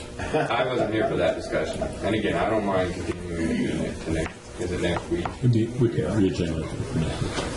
I'd like to hear their buy-in on it. Yeah, just put their claims on. I mean, I've got nothing against it. I mean, But every one of our districts has Beautiful 100-year-old courthouses made of stone. I'm sorry, very good reasons to celebrate stuff. You make a great point. No, And, you know, that should be discussed also, yes. You make a great point. And so procedurally, if the consensus is to continue this until next week, may I suggest withdrawing the motion because it lacks a second at this time? Oh, yeah, we did, so we Okay, continue our and to discussion. table the matter for next week. I move we table the matter till next week. we have a motion from Hill to table this until next week. Second. Seconded by Gallagher. Is there any other discussion? Anybody from the public? All those in favor signify by saying aye. Aye. Opposed? Motion carries. I apologize for my That's the fun. Okay, next we have item H2, which is the sanctuary county status of Hill. Is he going to make this off? Go ahead, yeah.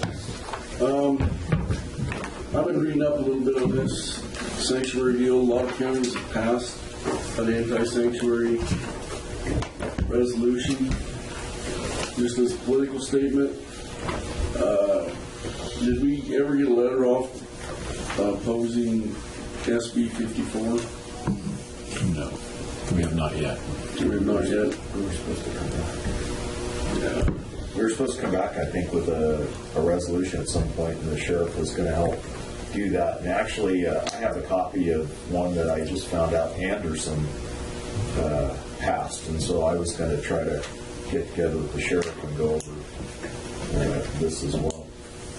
Is that from Anderson focused to SB 54, or is it just generally on the sanctuary county status? It's generally on the sanctuary county status. Well, there was some discussion, that we decided not to move forward with the sanctuary city just because of fear of retaliation. We had before going into the state for the expansion of the jail, and we're trying not to rock the boat too much. I wanted to visit with Dean on the 54 as well. And so, Dean, you're here. Do you want to? Well, I can make a couple comments. Tony and I have been talking back and forth on this. We've been working hard. The sheriffs have been working hard at the state level with the author, who was the Senate President Pro Tem, who you met with, it sounds like, last week. But I'm sorry? Oh, his staff. Okay. So he was supposed to meet with us last week. We had a date and time set, and then they never called back to verify. But our lobbyists at the Capitol have been working hard. They've gotten them to soften up a few areas of the bill, but the fundamental issue still exists that it prohibits us from communicating with ICE still. But right at this point, we thought it would be best to, instead of writing a letter right now, keep negotiating, working hard on it, and then reevaluating as time passes and watching how the bill progresses. But we are having some luck, and it sounds like from our representatives, what I'm talking about is the State Sheriff's Association representatives, is there are a number of moderate Democrats who recognize some of the issues with the bill. So it sounds like we are making some progress in that area, and that's why we decided to hold off on the letter for now, all related to SB 54 specifically. Right. You want me to? Yeah, you want to? Mr. Chairman, members of the board, just an update on SB 54. So following the board's direction from the previous meeting asking for a letter on this, we have legislative policies and procedures, and which says, that we need to consult with RCRC to see if they've taken a position. As the sheriff stated, this is a very complex bill.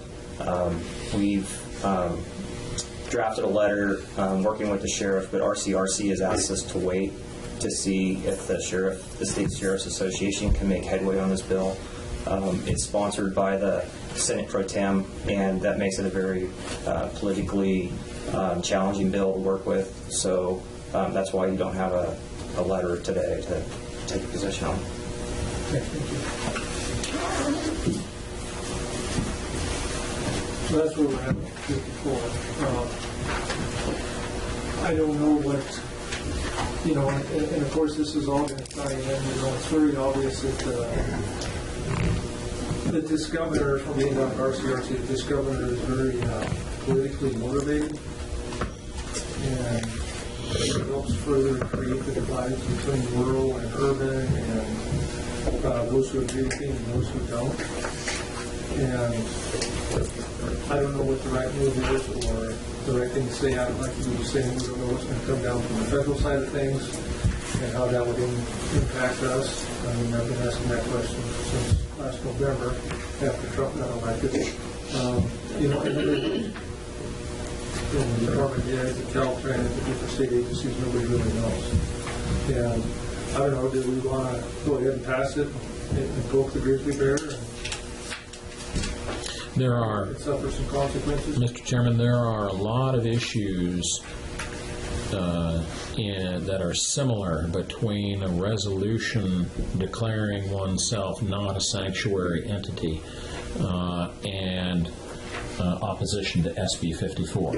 In other words, there's a lot of alignment between the two, I believe, a lot of similar issues. If you take a position on SB 54, you kind of tangentially also take a position on many of the issues that might be involved in a similar sort of resolution declaring yourself a non-sanctuary county.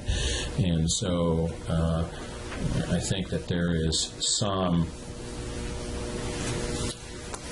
there could be some inconsistency if you adopt a resolution declaring oneself not a sanctuary county and then not weighing in on SB 54. There's at least the argument for that. I mean, I think if you go across the board, divide us up here, and the sheriff and the CAO, general counsel, we'll all say that we're non-sanctuary, that we want to actually put that on a rubber stamp and make it a public announcement. I don't know if that's... So sanctuary county or sanctuary city has been, sanctuary, air quotes, has been the subject of much difference in definition. But what it's after, there's a lot of discussion about it in different governmental bodies. It seems to be coming down to the notion that a sanctuary county or city is an organization that does more than just recognize the law of the land. It actually takes a step further legislatively to limit the use of its resources or people or the like in support of a federal effort that they anticipate might be ramping up. That is generally what I think people have come to conclude sanctuary county or city means. And so, unfortunately, we seem to, here in Lassen, as well as 57 other counties across the state, have made it to some lists which have identified us as a sanctuary county simply by having Sacramento pass legislation in the form of the Truth and the Trust Act, which we are all subject to. And so by Sacramento, by the legislature and the governor signing that legislation, by those legislative acts, we got identified as a sanctuary county. And I don't know if, at least under that definition, that's fair. So. Good point. And, to add on to that, I think the real risk of identifying ourselves as an anti-sanctuary county is that the term sanctuary is defined in the eye of the beholder, I guess. And once we make that, we label ourselves as anti-sanctuary or sanctuary for that matter, then we don't get to define what that means to other people. And I think that can only be could be used against us, at least in the public perception opinion. It's a very charged issue. We don't get to determine how other people define that term, and I think that's a real risk. And we've seen it already. I mean, just locally we've seen, because the agenda item had the term sanctuary in it, it meant different things to different people. I think that's a big risk. Okay. I just think we need to somewhat say no and stand up for ourselves, to the state. So, What's the time frame on SB 54? Next several months, I would say. Over the next couple of months, probably we'll see increased activity. It's a dance, it seems to me, that's going on between the state legislature, the state political leadership, and, I don't want to say versus the federal political leadership.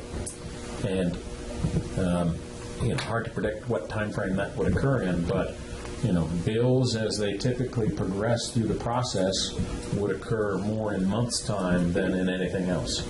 I don't see it being in weeks' time. I see it being in months' time. I don't see it being in years' time.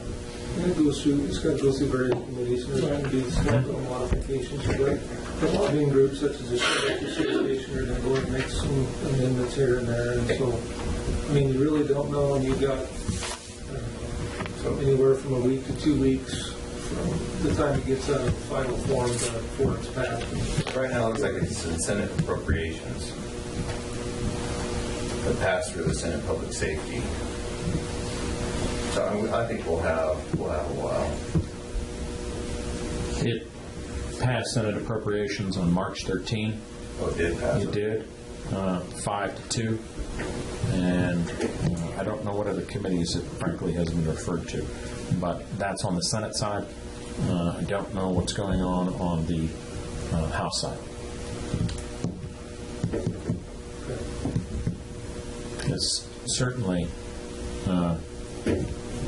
Kevin De Leon's championing, it's almost like sesquicentennial, championing it as his bill. He's working hard for it. And I think the perception is that he's strongly vested in its success. And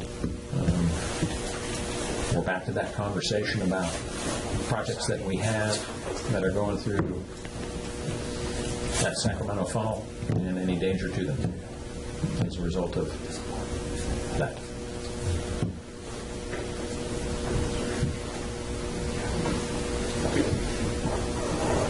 I guess my personal opinion, Jeff, is I agree with you 100%. I don't think now is the appropriate time to be poking the bear and making rather our stake in the ground. Is my personal opinion. But when the time comes when it will be more appropriate, when we have to make a stand, and then I'm right there with you. I'll even hold a stake when you slip it. That's awful brave of you. Yeah. Maybe the sheriff could keep us up. Can I say a couple things real quick? Okay, so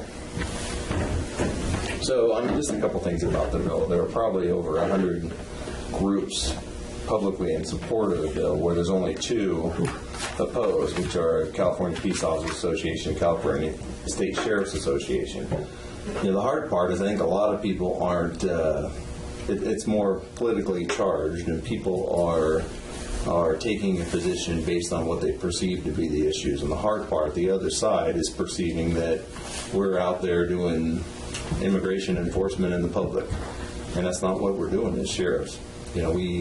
We don't learn, like I explained a couple weeks ago, that they have an immigration hold, or a hold isn't placed until they're incarcerated in our jail for committing some crime. So we're really working right now, and if you read the language in support of the bill, not the bill itself, and that's the problem. I think people are reading, the sponsor's language and not the actual bill. It describes us doing things that are completely inaccurate.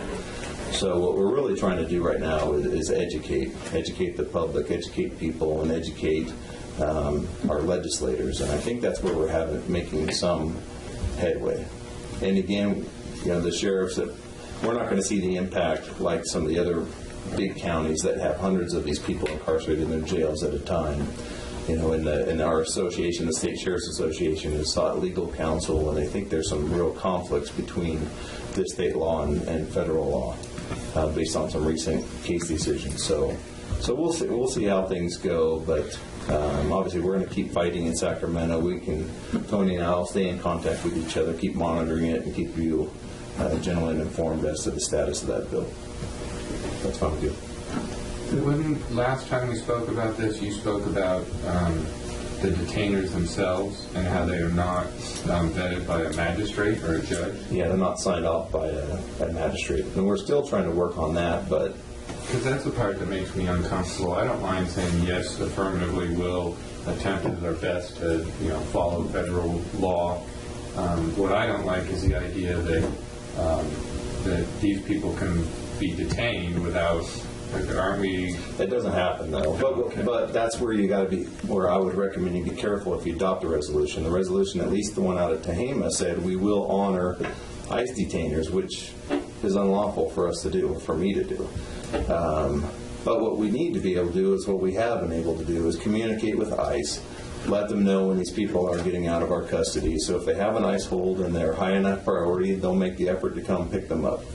And the counties that have facilities that house these people while they're going through these detention hearings need to be able to stay operational for the good of those counties and for the good of that system as a whole. So there's a place to house those people while their deportation is being, or they're going through their deportation hearings. Where's the nearest ICE office? Already. California ICE office. There's a Reno office, is there not? Yeah, we're in Reno, and Redding is, we're in their area, so Redding covers our area. Yeah. So we don't, just to clear that up, we don't hold people on ICE detainers. The Reno office wouldn't come into California to pick up a detainee. They would. Yeah. Okay. Yeah. It's like the FBI. Technically, we're out of the Redding office, but the guy that works in our cases lives in Reno. I'm just wondering if you had somebody that was really needed to be picked up, they're an hour away. Oh yeah. No, if there's someone that's high enough priority for them to pick up, they pick them up currently. So. And has that happened? Yes. Yeah, we haven't had any this year, but last year I think we went through and there were 8 of them. Oh, there was. Or at least we received 8 ICE detainers. I'm not sure how many were picked up for sure, but again, we don't hold them, Supervisor Teeter, we don't hold them beyond their local charge. If ICE doesn't arrive by the time that they've completed their local charge, they're released. I have a question, and this is, I don't know the answer, but memory, if it serves me right, a state parole agent can issue a detainer or a request for a warrant for a state parolee without review by a magistrate, and that individual can be held beyond 48 hours. Is that right? I think so. I think so, but that's their own parole. I understand that. Clearly, so they've waived some of those protections when they go on to parole.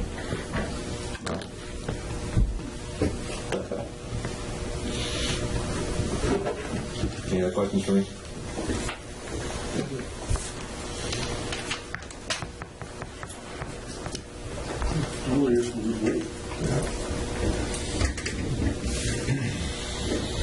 Everybody's got to vote. My personal position was, so if you want to try a motion, or if you want to wait, you can. It's up to you. The motion isn't going to pass. No. All right. With that, then, we're past, so let's take our 10:55 recess and we'll come back to item 8.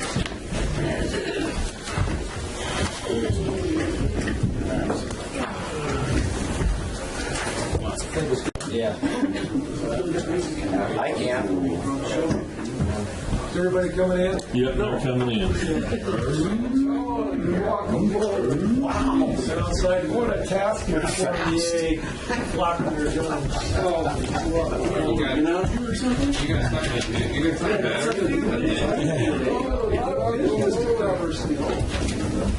actually hit the lunch on time. Where are we at? We're at item H3. This is Lassen County Transportation Commission. Richard, do you want to kick us off? Or? Sure. So, Mr. Chairman, the LCTC, Lassen County Transportation Commission, has met twice over the last month discussing the contract between the commission and the county, which provides service staff, essentially all the staff, to the commission. That contract calls for notification annually if the commission does not want to continue the service. That's the action that was taken last Tuesday. I think there's a lot of factors that went into that decision. But there, I guess just in terms of a little background, this agency is by construct competitive. It's obviously formed of 3 members of the city, 3 members of the county. The main function of that commission is to allocate scarce resources to those 2 bodies through through city projects or county projects. So there's obviously inherent conflict in that. There isn't enough money to go around, never is, never will be. We all understand that. Historically, and I found this kind of interesting, we did a little research regarding the commission in preparation for this. The county has about 2/3 of the population, the unincorporated area of the county, versus about 1/3 in the incorporated part of the county. County maintains 94% of the roads in the county, with the city maintaining about 6%. And that's 841 miles to a little over 53 in the city. Major 53 discrepancy, 53 miles within the city of Susanville. Now, when we look at the funding, I looked at the funding over the last, since 2010, so over the last 6 years, we see a real, in my county view, and I understand there's more than one perspective to this, but in my county view, there's been a real disproportionate allocation to projects within the city, where the city's been, bear in mind, 6% of the roads has been receiving almost 60% of the STIP funds, 100% of the RSTP funds. And I think, although the city would tell you, and I would agree, they have needs in the city, I think the county has a much larger responsibility in terms of roads and needs resources to deal with that. And I think part of that conflict is what has resulted in this. There's a lot of things that we could go into. I think there's also an opinion, which I don't really share, but that there's a lot of money out there that we're not taking advantage of that would be available to the 2 entities. And I think we're at a point where, even though, we may not agree on that, we're at a point where we need to go out and explore, or the commission feels they need to go out and explore and see if there's a better way to perform this function. And so we, as staff to the commission, I think, should assist in that transition. There's been a subcommittee forum for RFP to try to find somebody else to take over that. I'm a little concerned that June 30th, when our contract ends, there may not be something in place to take over, and that'll be an issue for the commission to deal with. But I'm a little concerned in the time frame that the timing is not opportune, because we've got a lot of major projects pending, and an upcoming STIP cycle which begins this summer, that whoever takes over is going to have to really actively jump into. So this contract can be terminated by either party. In this case, the commission has made that election. On the county side, I'm making preparations to deal with the staffing issues that we have. Obviously, we have staff on the payroll that we need to deal with, and I'll be bringing back actions for the board likely to deal with that. So. Just, can I make a note that the 4 largest employers are not in Susanville? And a lot of times the roads that lead to them are not addressed. Interesting point, but technically, both prisons are in the city of Susanville, right. Although there's a county road that connects the 2 that we maintain. Just for the way the money is apportioned, it just seems a bit odd to me. You know, and to further on with some of the background, you know, this has been an issue. We made some changes last year, I believe it was. I think that was in the packet. You know, because there was some issues of, you know, complaining about some of the different leadership and how it was going to not following through or following the money trail hard enough and fast enough to get some of the funds to benefit some of the people, and you know, and kind of to tie into some of the separation issues. There's SB1 and AB1, which I forgot to report about in our RCRC report. You know, that's with the raising of the gas tax and raising the diesel tax for funding for the roads, et cetera. You know, it is a very contentious issue and a very bill. We, in RCRC, we went around, took a roll call vote. It was 19-6 to support those bills. And here again, it's people on the money trail. And we brought it up for a vote at the Transportation Commission up here amongst us, and you know, to elect letters of opposition, and it was a 3-3 tie vote. And the county voted to oppose it, and the city voted to approve it. And I don't mean to interrupt you, and if you've got more of a point, but that does bring up a point, and I voted on that.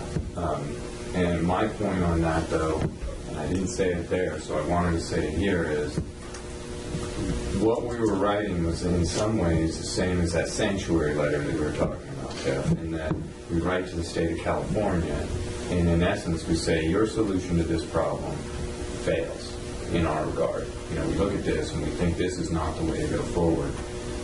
I think it behooves us to start to consider what would happen if they actually listened to us, you know, in this regard. What if they said, you're right, no SB1, no AB1, get them out of here, that revenue stream gone, and now the counties deal with the money that we currently have in the smaller pot. And it comes down to, and I'll let you have it back, I'm going off on a limb here in a second, but it comes down to the attitude that we take when we say something like that. Because I believe in it. I voted for it. It took me, I struggled with it. In fact, it went around, and they... Back and forth. Yeah, well, no, the vote went so quick that I couldn't even get to the point where I was like saying, yes, I'll vote for that, you know, or no, I won't, because I was thinking about it. But what we have to start saying when we do that is we have to start looking at how we're going to act without that state money. You know, when we say that we don't want state of California money, or we don't want them pushing their noses in, then it behooves us to consider what the world would look like without that money. You know, if the Jefferson State movement had worked, for instance, you know, what would our world look like, and how would we operate? You know, how would we maintain the 93% of the roads that we have if we didn't? I'm assuming a bunch of that money is state money. You know, so anyway, that's just my point on that. I agreed with you and Jeff on that vote that we, you know, every time we have a problem, we can't tax our way out of it. It turns out, you know, that's an easy one. But the other side of that is, what do you do when you don't have that revenue? Sorry. No, you're fine. And that's the beauty of bodies such as this, is if everybody agrees all the time on everything, we're not going to get it done. And that's the beauty of it. But at the same time, there's two very large entities, as Richard said, that are competing for the same pool of dollars.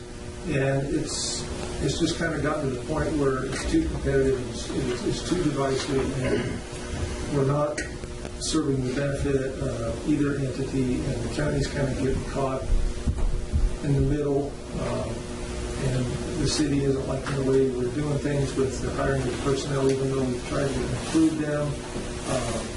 With the hiring process, we went through and we've made all these changes within the makeup. We restructured it, and it's still creating a bunch of dissension from the end. And that's why I made the motion that I made on the Transportation Commission was for the termination of an agreement with them. I don't think it's going to serve the constituents, my personal constituents within the city and within the area to do so, but yet at the same time, looking at the long term and big picture, I think that it's something that needs to be done. And so that's why I made the motion that I made. deal, and that's why I still feel the same way that I feel today. I just think that we need to move forward. Change is good sometimes. These JPAs between the city and the county, there's always friction. We had a lot of friction on this Transportation Commission. I serve on LAFCO. We have an independent contractor there. And that's a pleasant, and it's made up of the city and the county. And it's a different tone in that room when you go to those meetings, just because it's an independent person. And I think we're going to be finding out shortly in the near future that we have another JPA that's going to probably have to go the same way this is going to go because of the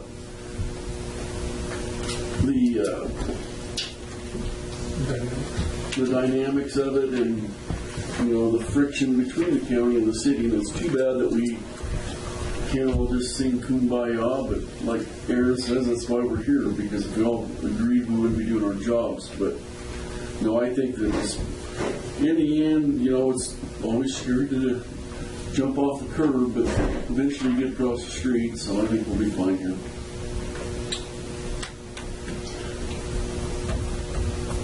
What's the direction they're going now? Where's this thing going to go?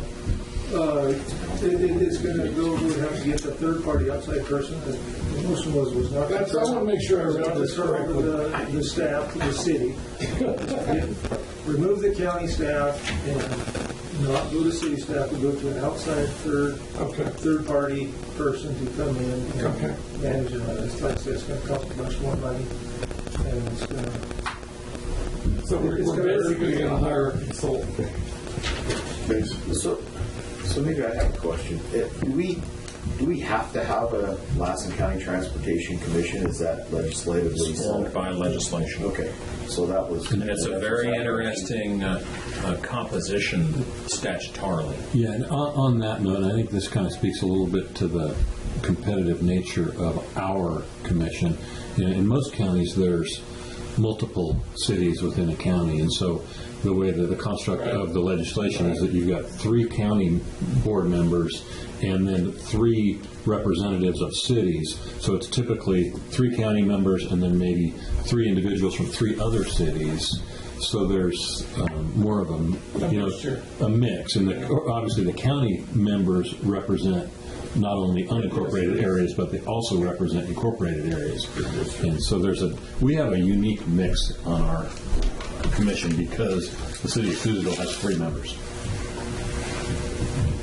So I don't think it's an entity that you can quit participating in, like a JPA might be. It's like a marriage. I'm not sure I would describe it that way. There's time to get along in a marriage. I still. Okay, so this is not a good conversation for any of us guys. I personally think that the problem is going to be there whether we have a third party or not. I personally don't know that they're going to do any. I don't think they're going to do. Just let me throw the kink in the system here. They're not going to do any better than our county staff, is what we're going to discover. Hopefully, we'll see if they can do it less expensively. That would be a goal, and then start doing it better than county staff. But I don't believe that that was a problem. I do think we should take this moment to take a look at our processes and what we're doing at county, because that's the only thing we can actually control. I mean, once we get to transportation, it is a commission. They make decisions, and I do think we should look at our schedule and the plans that we have, economic development. I do know that, for instance, Center Road is not in the stiff cycle, but it's sitting there. I don't know quite how that works, but it's sitting on that schedule. It's probably been moved a couple times. I don't know about that. But I do think we ought to look at our own processes and make sure that we're making wise. I mentioned it when I talked about the Assembly bill and the Senate bill. We do only have so many resources. The county's huge. There's a lot of roads. If we spend them on one project, they aren't going to fit out to six or seven other Especially projects. this year. Yeah, so I do understand the problems. The District 2 supervisor being entirely inside the city, incorporated city of Susanville. There are particular pulls on them that occur, but Lassen, he is a Lassen. I am. He is. Listen to me. I'm speaking in the third person now. You're Chapmanized. No, stop. But I am a resident of Lassen County, and without the area surrounding the city of Susanville, there isn't the city of Susanville. We need each other. That's where I would say it's a marriage. The two entities aren't going away, and if we cannot get along, then it will be a broken home for all of our children, and I would prefer not to get into our citizens. How's that?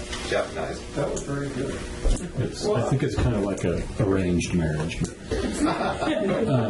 One of the unintended benefits, I'm trying to find a silver lining to this, and I think what it may be is that when county has been staffed to the commission, they've been kind of playing the role of we're looking at both sides, city and county, or unincorporated versus incorporated.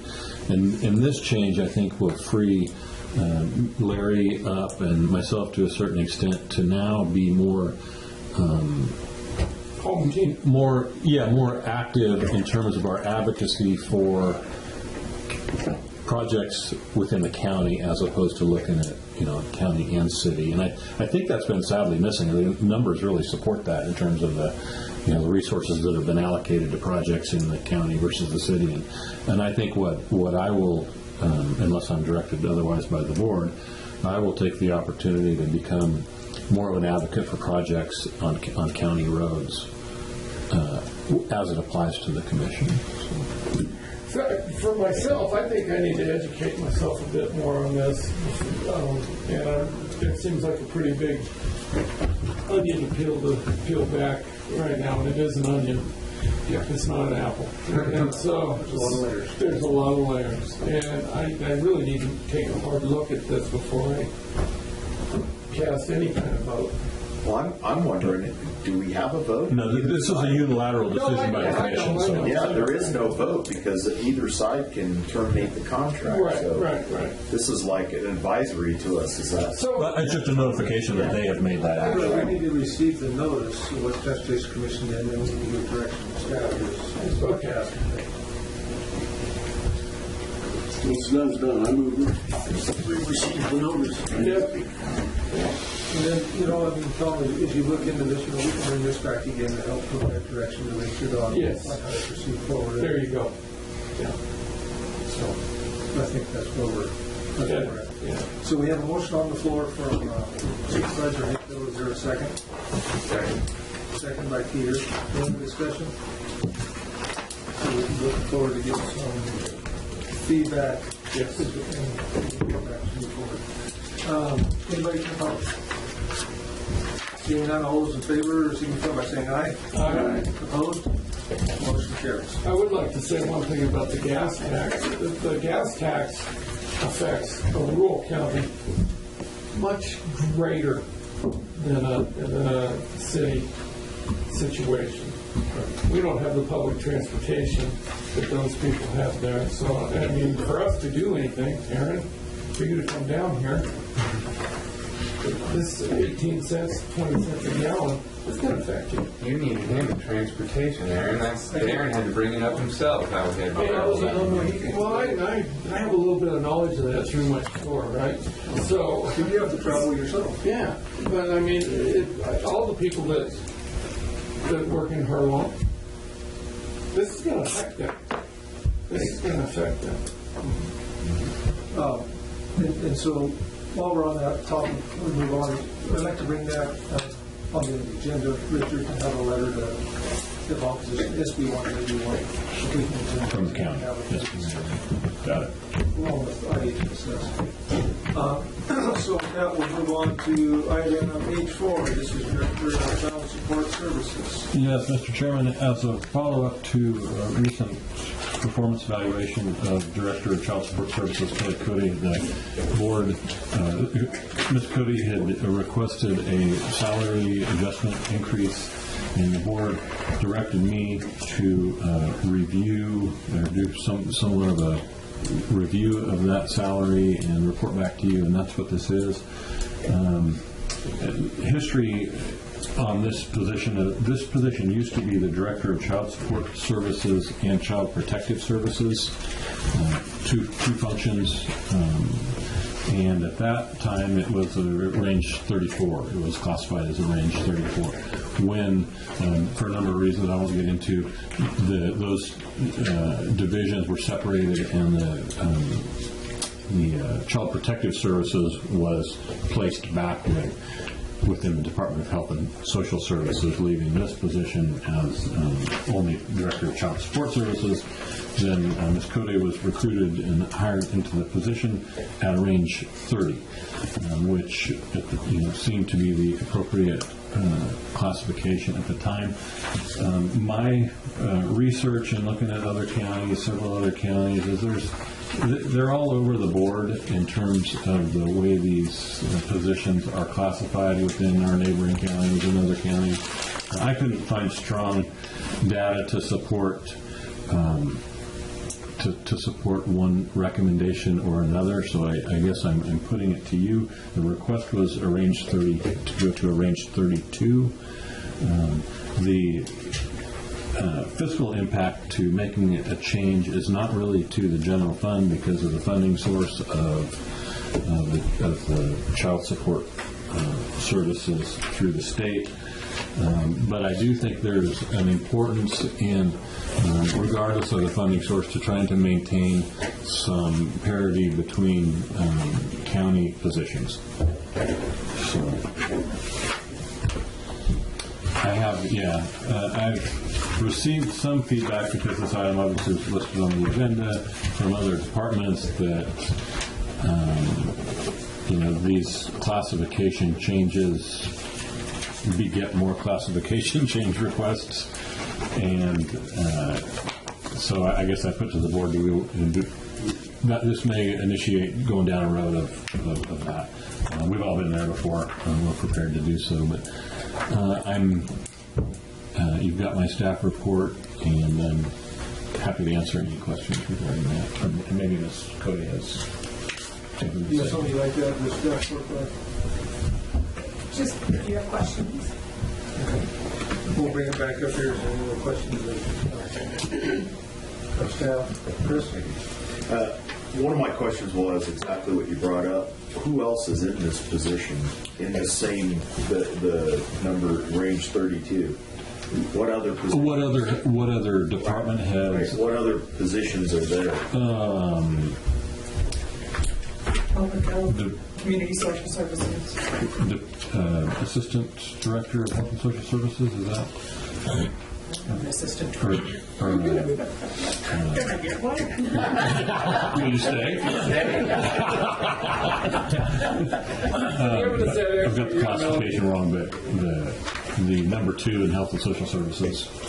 Well, the department heads, except for environmental health, are 32s. Right. So the department heads in...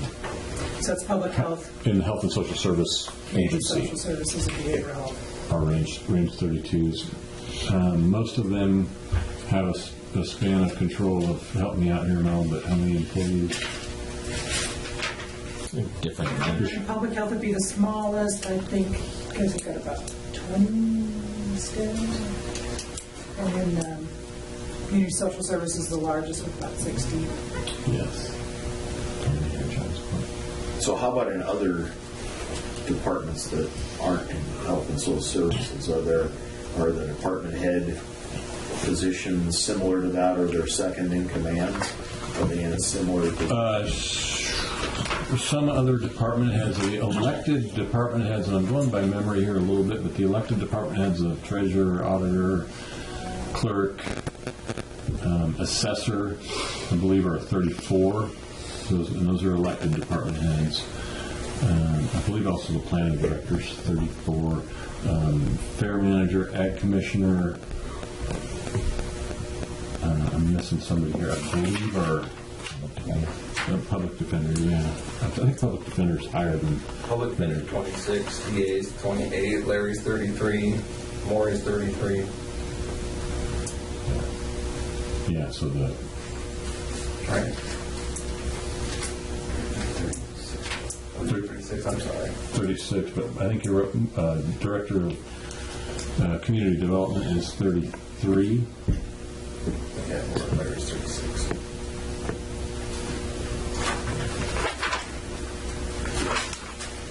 This kind of goes back to my, I think I asked Richard this a few weeks ago about doing a study and getting these things all resolved so that you don't end up coming back all the time. Uh-huh. You know, there was I remember we used to receive some reports with basically everybody on it that kind of showed. We did a major internal reclassification effort last budget season. And why wasn't this included in it? Come on, there's a request after the fact? Yeah, I think, is that... No, I asked if you wanted me to be under the reclassification, but because of my relationship with you, it didn't seem appropriate to slide it under the reclassification, and we thought this would be a better way. I think it came in the middle of that process, if I remember correctly, and didn't get included. Didn't get visited. As an option, we could... I don't know if I would suggest this as an action, but it's an option to have the budget committee review my review and look at that internally. It's not really an appropriation or a budgetary concern of mine because of the funding source currently, but that's the mechanism that we utilized in that other classification study to review it internally. I'd be happy to do that if that's what the board wants to do. I'm just thinking in terms of other departments coming back and with what you're talking about and saying, well, wait a minute, you just reclassified this second in command, and my second in command is at 30, and those kind of things. So then we start getting a whole lot of these. I mean, there may not be a whole lot, but yeah, and this is as you all know, a board-appointed department head, as opposed to elected or appointed by me, or in Mel's shop appointed by her. I'm like Mel. I don't have a second opinion. It's just me. How many people are in your office doing? 7? No, on my roll, I have 11 positions. I'm down with this last year about 3 or 4 of those positions, so we're in the process of trying to fill them. Thank you.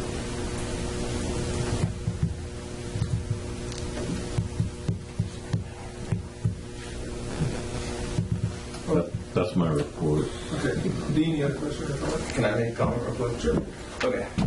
So I've been around the county for a while, and this is an area where I've expressed concern in the past.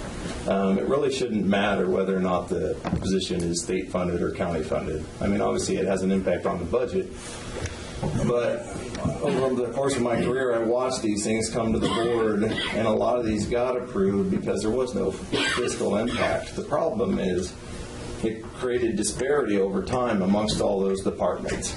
And a department head is not a department head. Mel's like a super department head, and she's got other department heads that work underneath her, and she's got how many hundreds of employees? 160. 160. I've got about 100 employees. The salary needs to become commensurate with the responsibility, and that's,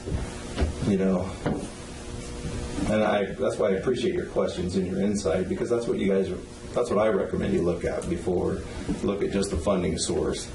Because, if you're a department head, like my department, the sheriff's office, the jail, that person's got about 50 employees or 45 employees, but they're not a department head, and they're a range 25. Now, all the ranges in the county aren't the same. My 25 probably makes what a 28 does or 27 doesn't, and I'm not sure. There's probably about 10% difference.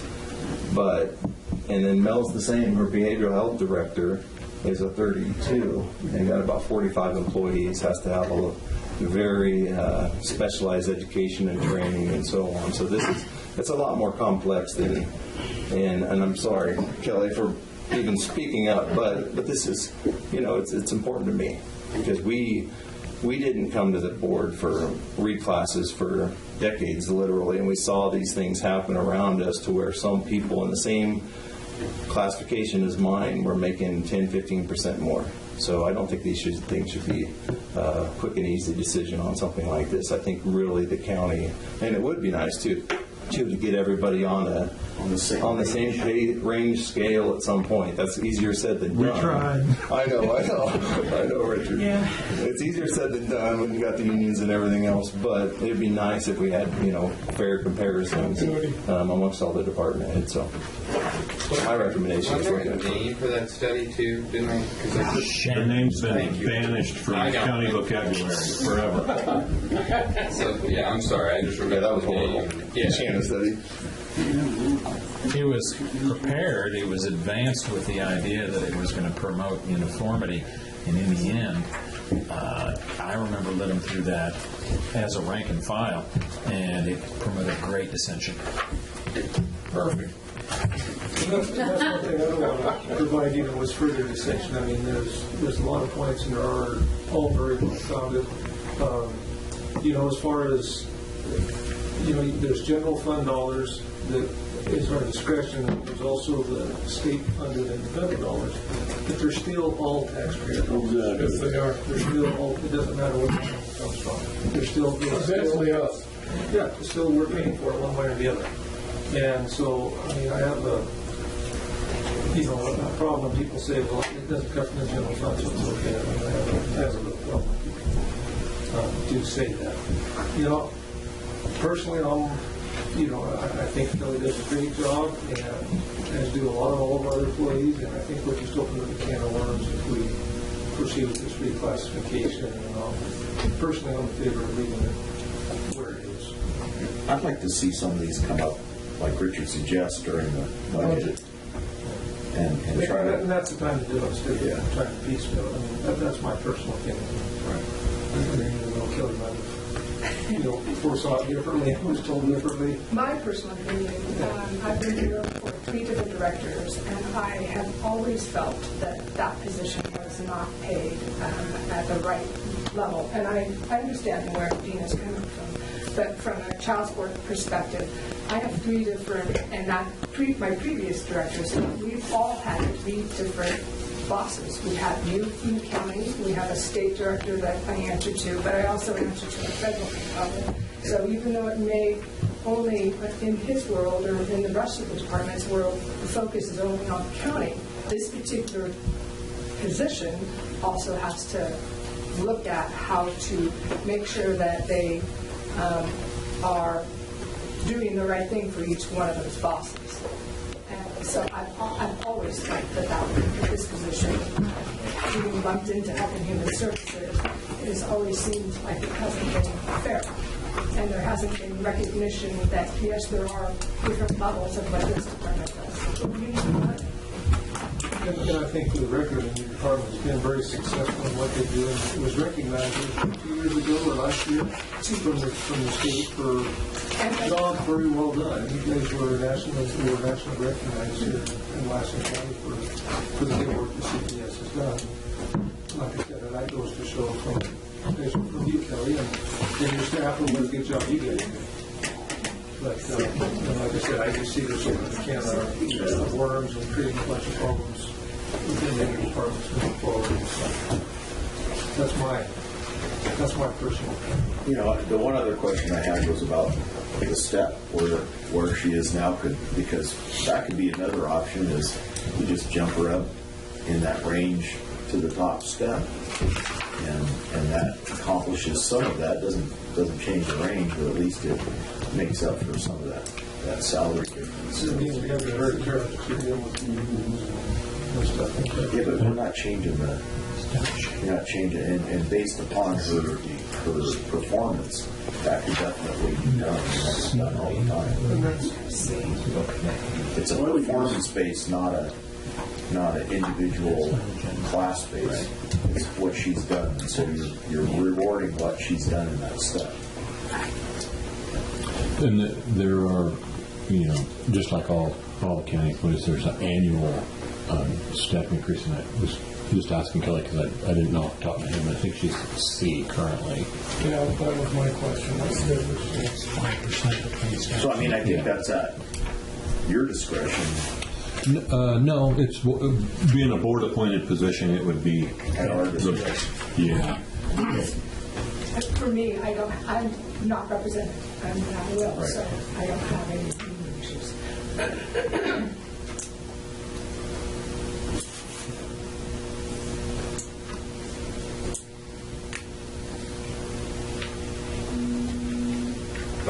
Let me see if I got that straight. So you're at will. There's no bargaining unit for you. You're just you. You're my bargaining unit.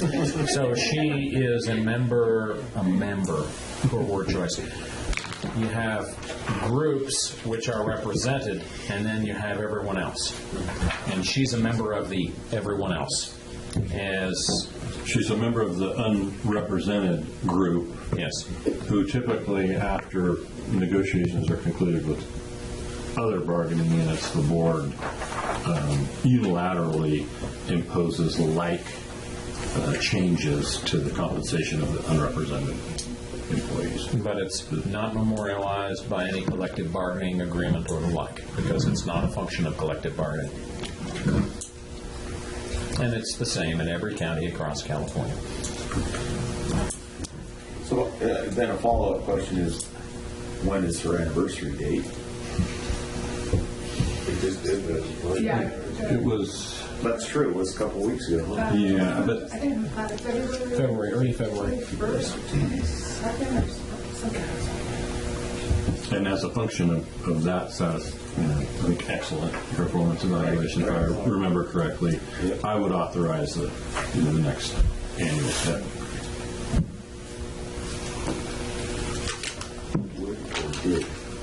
I don't know if I have signed it or not yet. If I have not, did I? Yes. That's fine. So you were a B and you went to a C? Yes, Or were a C and went to a D? Yeah, I would believe it'd be C to D.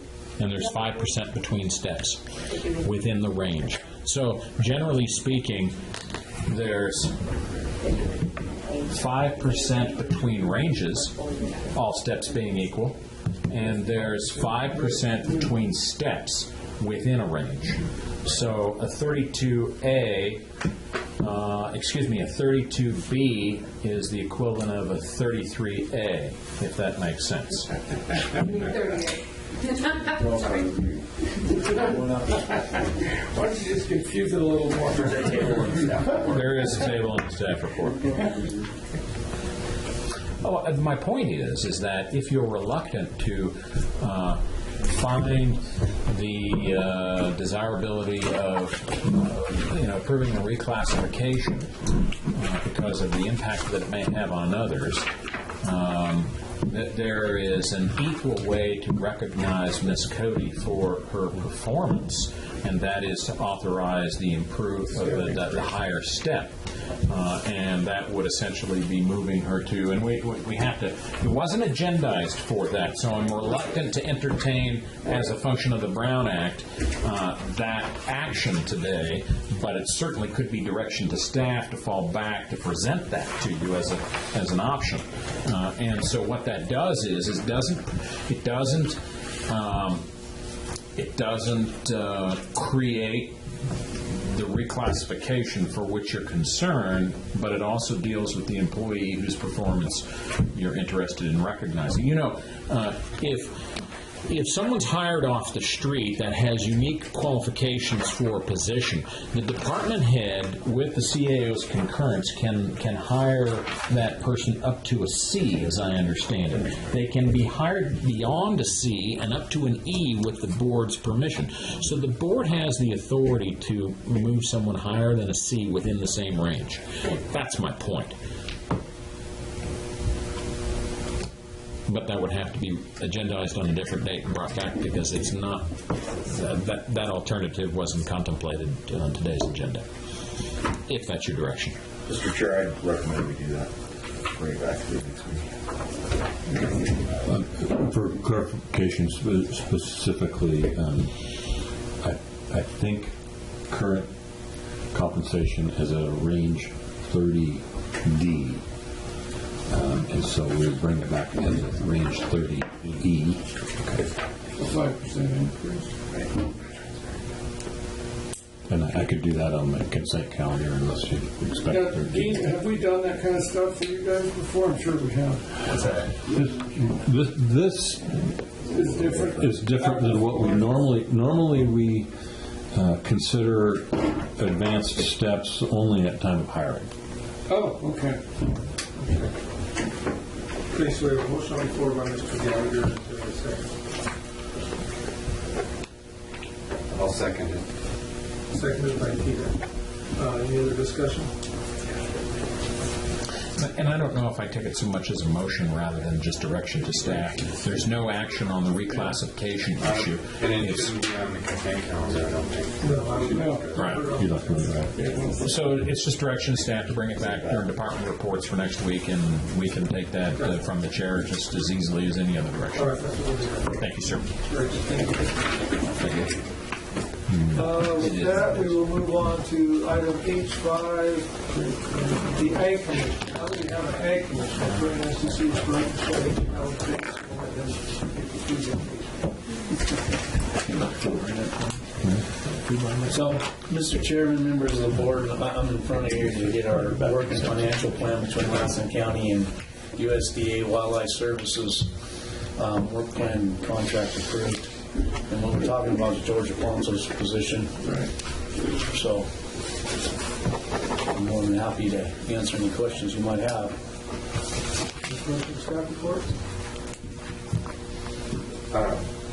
This is not George Alfonso's position. This is a private This is George. This is George. Oh, absolutely. Okay, never mind.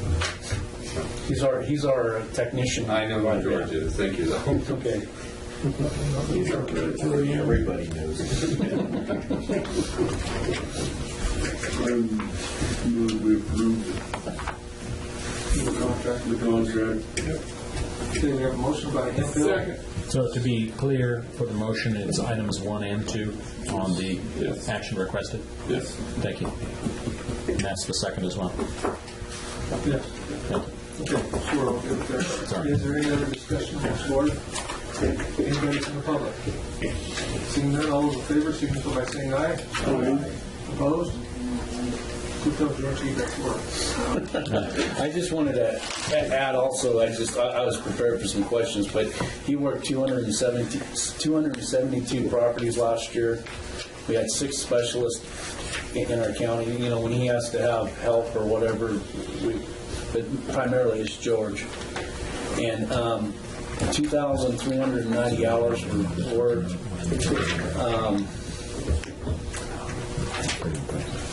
So, you know, I'm happy you guys are happy with the services and the services he provides, so. George does a great job. He works throughout the county. He covers the entire county. Thank you. Very good. Thank you, Craig. With that, let's move on to item 8.6, public health. Mr. Chairman, board members, Melody Farley, Health and Social Services Director. I brought with me this morning Michelle Godman. She is, first of all, she's our Maternal Child and Adolescent Health Program Coordinator in Public Health Department. And she is also the chair of our Child Abuse Prevention Council. And she's here today to talk a little bit about a proclamation for Child Abuse Prevention Month, which is always in April. Good morning, gentlemen. Children who are raised in a safe, stable, and nurturing environment are more likely to grow up to become productive, successful adults. And it is crucial that all children have that opportunity, and we have a role to play in making that vision a reality. According to the California Child Welfare Indicators Project from UC Berkeley, 98 children from the most recent reporting year of 2015 suffered from one or more substantiated allegation of some form of child abuse or neglect in Lassen County. California legislature has determined that child abuse is one of the most tragic social and criminal justice issues of our time and recognizes that the prevention of child abuse requires an involvement of the entire community. The Lassen Child Abuse Prevention Council, or we like to call it CAPC for short, is a collaborative of those programs and community partners in Lassen County who dedicate their work to strengthen our community's families and who do everything that they can to foster nurturing environments for the children. The mission of the CAPC is to protect Lassen County's children by strengthening families and communities through education and support. Each April, Child Abuse Prevention Council, agencies, programs, and community members that work with children and families throughout the nation recognize Child Abuse Prevention Month as April, as a reminder that everyone has a duty to support and protect our children. This year, we've got some activities planned for April. And we've got Pinwheels for Prevention, Walk a Mile, and 30 Ways to Promote Child Well-Being. Sorry, I need some water. I didn't bring any. Okay. For Pinwheels for Prevention, members of the Lassen CAPC will participate in the National Pinwheel for Prevention Initiative. We'll plant pinwheel gardens in Lassen County along with communities across the nation for the month of April. The pinwheels represent the bright futures that all children deserve and serves as a symbol for the child abuse and neglect prevention. So 98 pinwheels will be planted in front of Walgreens to represent the 98 children with substantiated cases or allegations of some form of child abuse or neglect in Lassen County. So the agencies that wish to plant a pinwheel garden, if you know of any, should contact me at Public Health, and I can provide them with pinwheels and a yard sign that indicates, what the pinwheels are for. Also, at the beginning of Main Street, there's going to be signs, and then the fair sign is going to have, how it comes up. We're going to have some messages on there about pinwheels for prevention and the 98 child abuse cases. So at the Walk a Mile event, Lassen CAPC and Child and Family Services will partner with Lassen Family Services, the Walk a Mile in Their Shoes event, which is put on for the National Crime Victims' Rights Week. The CAPC will be hosting a resource booth, and it will promote awareness and prevention for children becoming victims of abuse and neglect. The 30 Ways to Promote Child Wellbeing are those calendars that were handed out to you. There's two of them. One of them is for parents and caregivers, and one is for business community partners. And that includes daily messages and activities that parents and community members can do to promote well-being for children. And any agency that wishes to receive these calendars can also contact me, and I can arrange to have those delivered.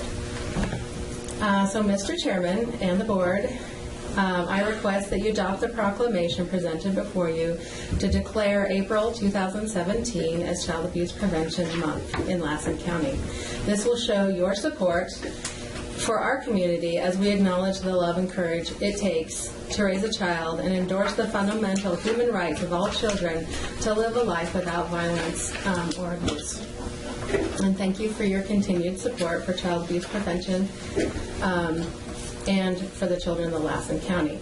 And I would ask that you wear the pin that I gave you for the whole month of April to show your support for child abuse prevention.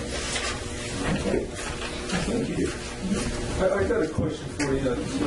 Talking about the fiscal impact, you talked about where your money comes from. You have birth registration fees. I'm sorry?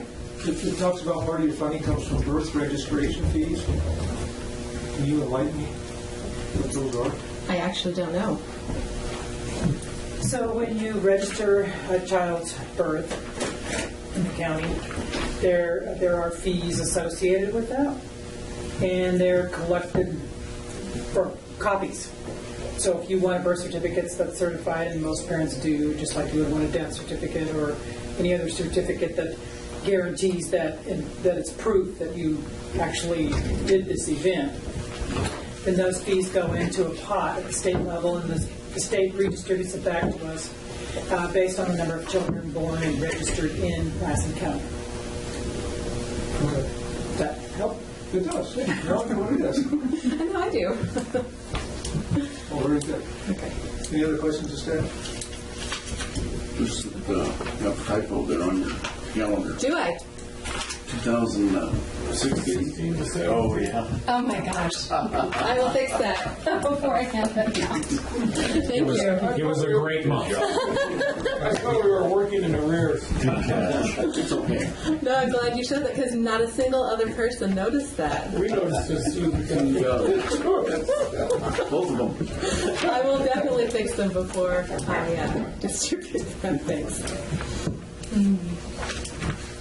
Does anybody want to make a motion or adopt this proclamation?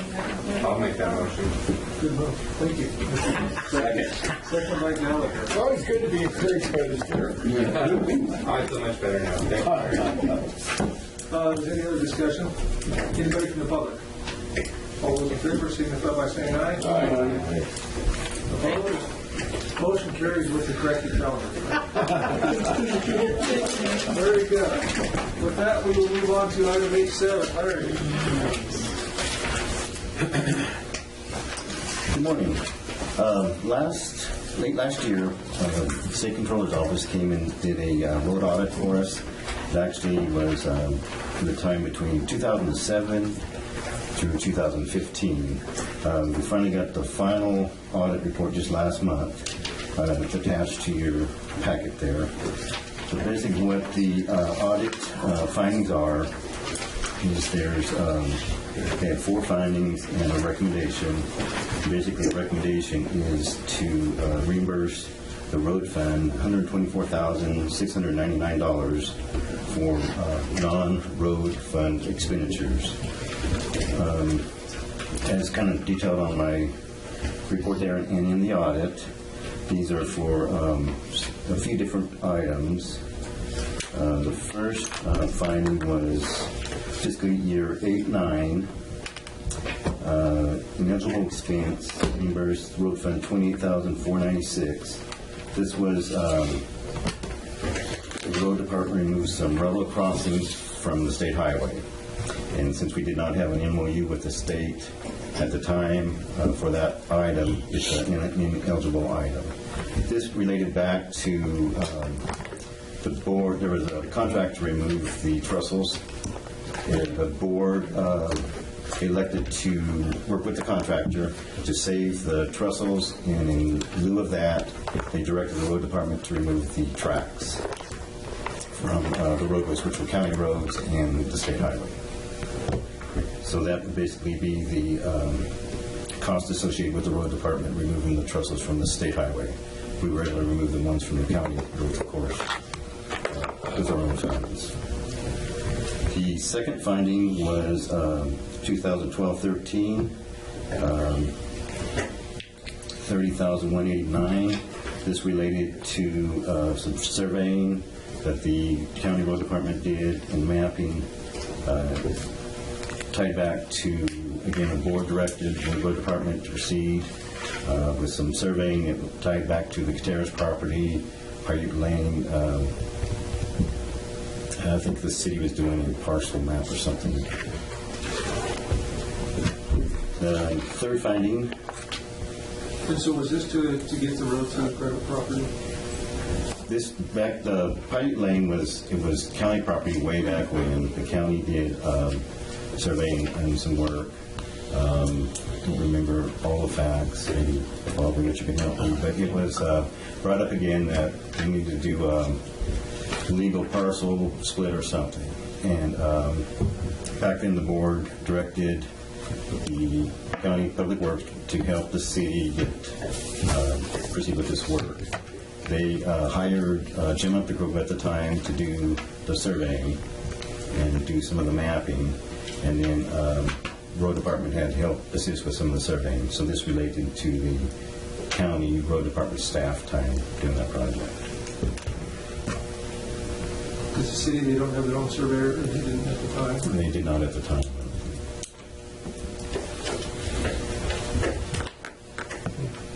And this was part, like I said, it was part of the county's, way back when it was county property, then the city annexed it in.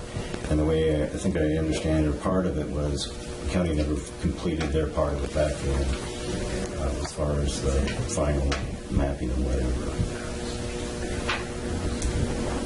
The third finding was unreimbursed non-road expenditures. This related, actually it was several fiscal years, 7, 8, 8, 9, 9, 10, 18,890. This was road staffing, communication technician for the sheriff's office through those years. And the fourth finding is... Larry, if I can interrupt you, go back to finding 3. Those were not reimbursed because it wasn't timely billing, or what was the reason for that? Wasn't that a contract issue with the surveyor? Is that No, this is back to the sheriff's office reimbursement. They did pay some of them over the years. Dean let you help me, but it was prior to his time here too. That was before I was sheriff. This has been an ongoing issue. It was when Warren was sheriff, and the auditor at the time felt that there wasn't sufficient backup to support the payment to. But I want to just get this behind us. It was when they had a radio tech and we used them on a contract hourly basis, and there was just some dispute over the invoicing way back when.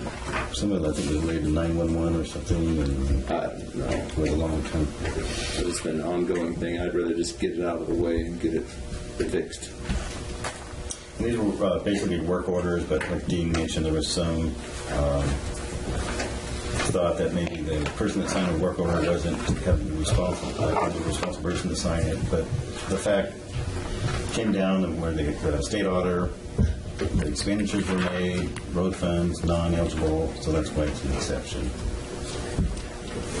And then finding 4 is similar, only this goes way back, 0506. This actually was some more costs for the sheriff's office. There was some costs to the community development department, where we put in a parking lot over at the Westwood facility that the community development had. And then there was some costs to the IT department, again with our communication radio tech guy. They did actually pay some of this last year, so the balance is $47,124. Who paid it last year? IT paid some, and community development department paid some.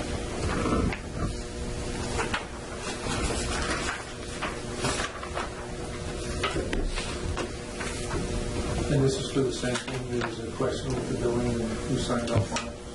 Correct. Yeah.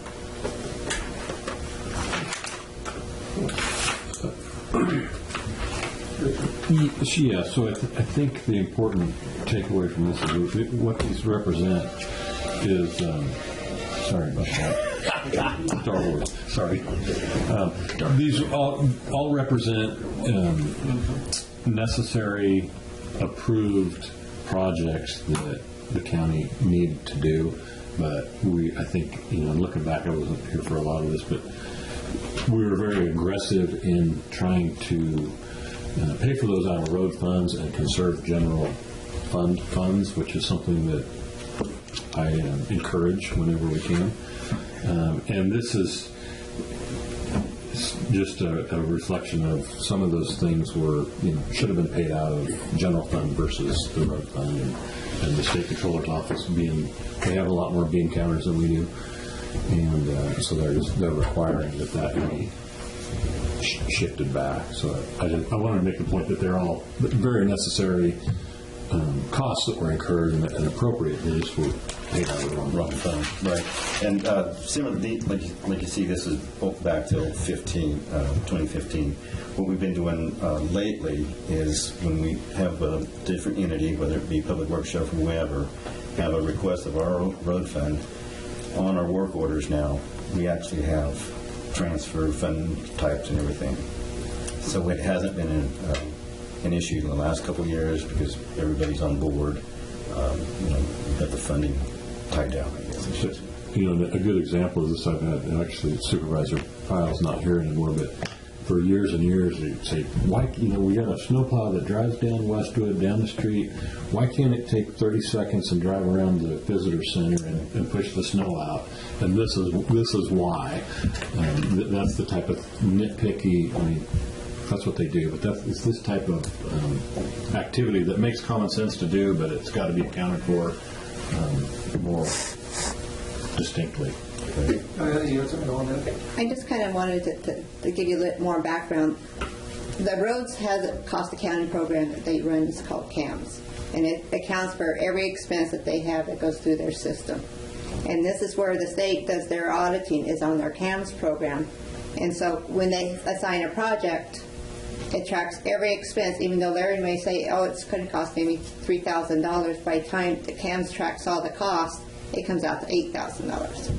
And that's the issue that comes up when we use the road program, is that the state wants reimbursement for the exact dollar amount, not the quoted amount that might be estimated between departments. And that's a process that needs to be kind of streamlined and cleaned up. If the roads is going to do something, we need to know that the department's going to have to account for every dime that the road puts out for it, regardless of what Larry estimates. And so that's something you guys need to be aware of.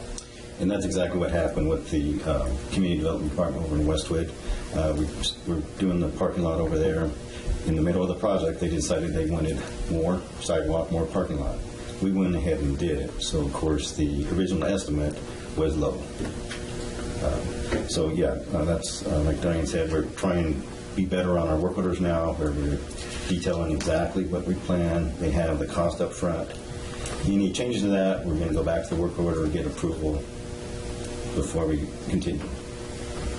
And obviously, there's no statute of limitations on our budget either. No. And keep in mind, we're not paying the state back per se. What they're saying is that in your internal system, the general fund owes the road fund some money, and they actually provide quite a bit of flexibility. They just say, come up with a plan to make the road fund whole, and so that's what we're proposing here is to do it. So it's not as though we're having to send money back to the agency. Well, that's a good thing. It sounds like ultimately the monies that get transferred to the road fund can be used once again for road projects. Exactly. Yeah. Here. Well, that's a really No, it's No, we have another audit finding for that. I'm sorry, I missed when Susanville left the county of Lassen. And perhaps You got 60% of the reasons why you have been. Okay, so we'll any questions of staff? You have a report? Very good. We'll come back to approval. And just for one clarification, because I don't think it was mentioned, what we're proposing is to transfer the funds over the next 4 fiscal years so that it's a little less painful. And that's in the... It bears remembering, since it does come from general funds, that we need to be careful with our monies. I mean, some of these, obviously, you have no control over what happened in 2005 necessarily, nor can we go back and change it. However, we can look at our processes and see where we're making mistakes and fix those so that we don't lose money from the general fund. But let me comment on that, because I think at the time Larry probably recommended that we not go take out trestles with road money or do a community development project with road money. These were all board directed projects. Oh, what? It's all our fault. No, there are risks associated with it. I joke, but the buck stops here. I mean, we are ultimately responsible for the decisions that get made by the board and the actions that staff take. Can we garnish Chapman Piles? Let's ask county council. Oh, wow. I'm just wondering if we went back and played the tape from those meetings, what it would show. Whether there was indignance that we not aggressively pursue these projects. We were, especially one I can remember, it was very detailed. Get on it right away and... No, don't question it. Don't question it. Just do it. Also, I'd like point out, I'd heard these problems in terms of projects, that suddenly somebody throws at you like, oh, they can take care of that. I'd heard it, but I'd never heard a description of why the problem existed and how it affected us. So I appreciated that today, too. Because I've always got a little project I want to do. Right. So, even if I'm in the city.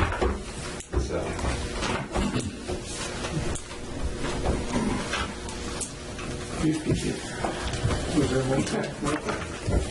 I'll make a motion that we receive July 1st, 2007 to June 30th, 2015 road fund audit and approve the repayment plan transfer $124,699 from the respective building units to the road fund over the next 4 years. I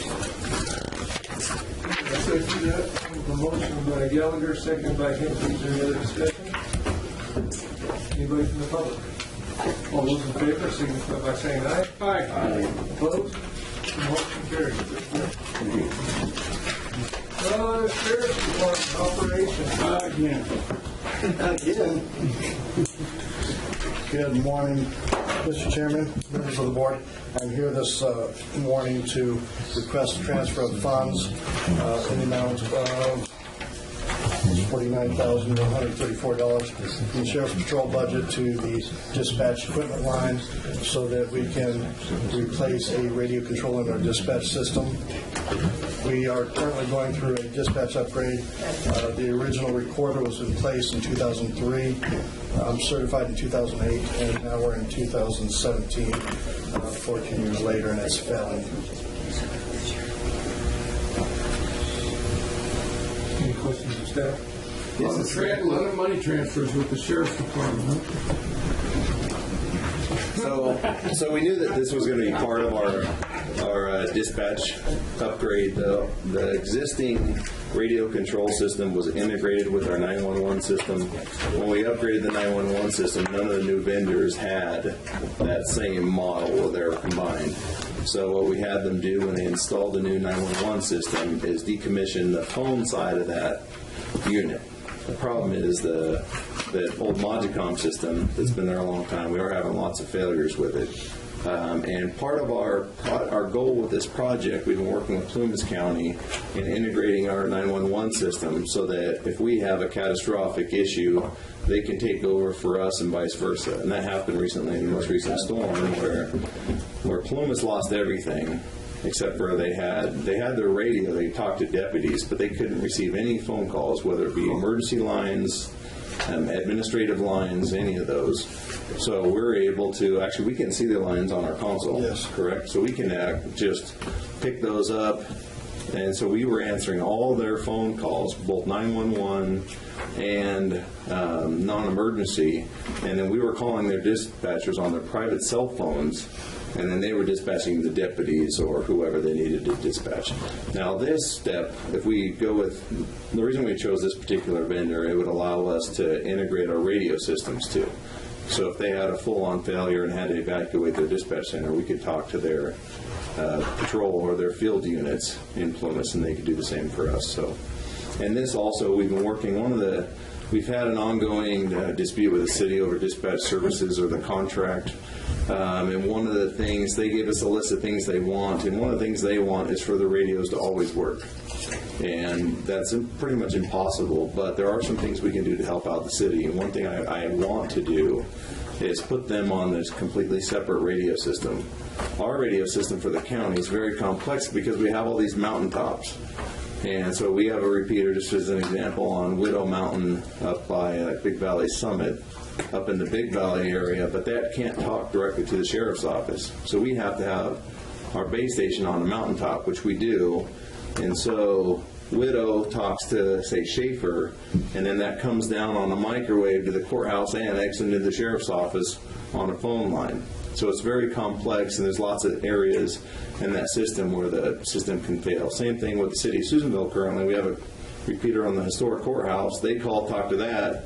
Then it goes to Schaefer, down by microwave, and so on. So what we're looking at doing for the city is putting them either on a base station that's on the courthouse and tying through that with fiber, or a smaller microwave unit, just to make it a really simple, user-friendly system. So all those guys should have to do is push the top button and it should work, and they don't have to worry about trying to figure out what repeater should work.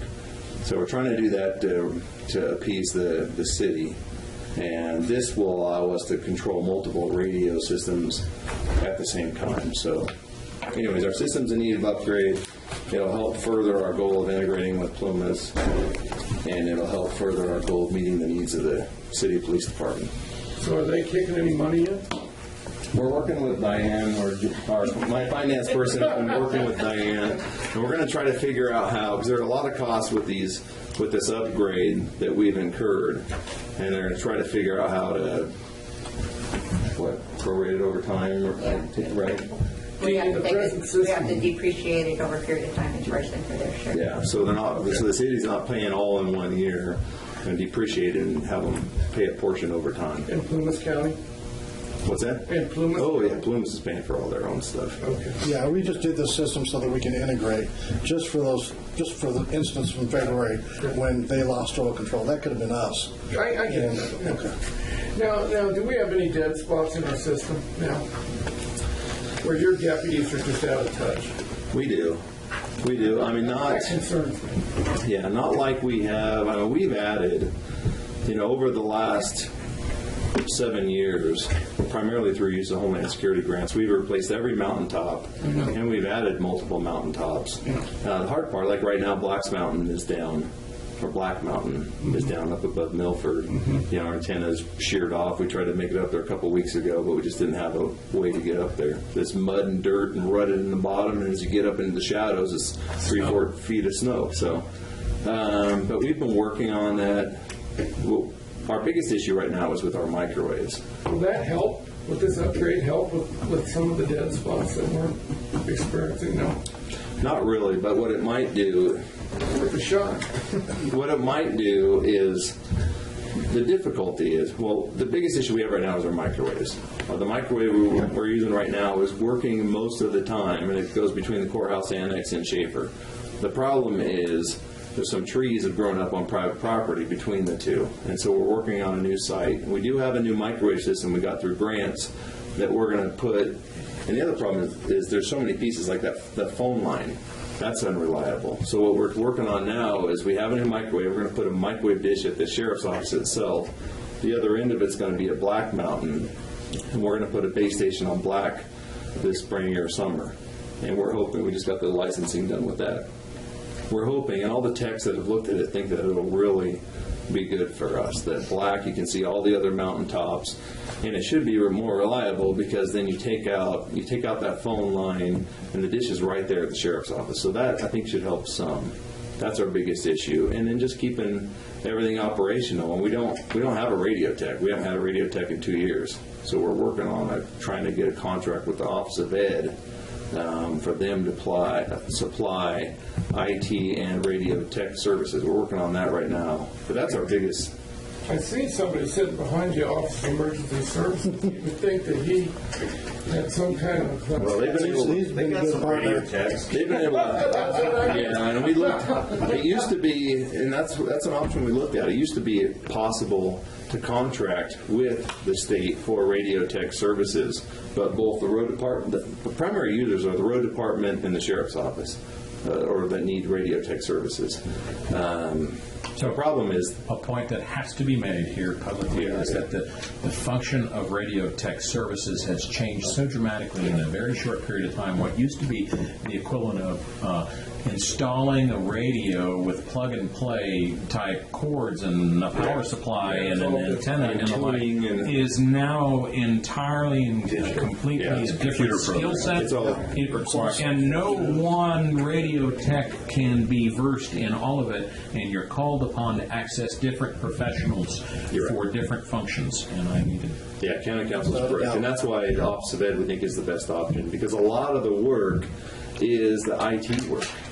The microwaves and all that stuff, the programming. The only thing, mechanically, hanging antennas and things, we're putting 4 of our people through the tower climbing school in a couple of weeks. Because I'm sick of sitting there trying to find somebody to do this stuff for us, and we don't have anyone. Elmont won't help you with that? Who's that? Elmont? They help us sometimes with bucket trucks, but we need to be able to send our guys out. We have a failure, we need to be able to send them. So get there and get it fixed. Here's an interesting. I'm sorry, Dean. I didn't mean to overrun you, but here's an interesting point: is if you fix the problem at the courthouse, for instance, it will reach how many people? That fix. How many people will be in the area for that fix? We're talking about the microwave issue? Yeah, whatever work you want to do. That's countywide. That's the whole system. Okay, so individually, though, to reach the city of Susanville. Oh, that issue? Yeah, you do one fix. To reach the rest of the county, you do how many? 6, 7, 8? I mean, I'm slightly irritated because I've spent a whole meeting talking about how we simply talk dollar for dollar what gets spent in one area for another. Well, here I have one for you is dollar for dollar, every dollar spent in the city of Susanville reaches many more constituents than any dollar that's spent on one of your remote mountaintops, because those people chose to live in an area that doesn't necessarily have a reach of, Well, I can argue with you on that one, because my deputy in Beaver is just as valuable as the deputy in Susanville. I think they're all valuable, but I'm just saying, you guys want to take us to the dollar for dollar amount and compare it exactly. That's what I've heard over and over again. Kind of like our own little Shannon study where we could talk about every dollar that gets spent regionally. And I'm fine with that conversation, but I think we need to be careful of it in general. Because if you want an exact figure, you're going to end up, we're going to come back every time for an adjustment. I'm sorry, that was my own irritation coming out. It has nothing to do with what you're talking about. Oh, I think it does. Oh, I don't. Well, I don't whether you. And I share a similar frustration over the focus of the city all the time. Absolutely. When there's lots of good people in the county that deserve service too. Absolutely. So. And currently, just so that we're all on the same framework, the cost of dispatch services are apportioned by call volume, or in theory. So and we'll break that open and take a look. I don't want to, but that's the argument. And although this particular hardware solution is proposed out of that budget unit, a lot of the hardware solutions that the Sheriff's Department has got for both the city and the county have been at no cost to either entity because they've been grants through OES, et cetera, in the past. Yeah, we do. The county does all the work on the grants and everything, but we've all seen the benefit. And Eric is the lead on that grant now. We manage it for a long time. My finance person still helps them, with it, managing it and doing the purchases and so on. But that's benefited the city, county fire departments, city fire department, all the different agencies that are partners. But yes, the city, they haven't had to pony up much in the way of radios. The repeater that's on the courthouse, we got the handhelds that are mobile radios. Not all of them, but the majority of them we've all been able to acquire through Homeland Security grants as our own. But this, the key to this project is the equipment. The most important thing is the equipment we have is really old. We're having catastrophic failures with it and it needs to be replaced. We did budget $80,000, hoping that would be sufficient, but who knew that a radio controller would be so complex? But once we went out and looked at all the different options, and this provider is on the state purchasing contract, that's why we didn't go to bid too.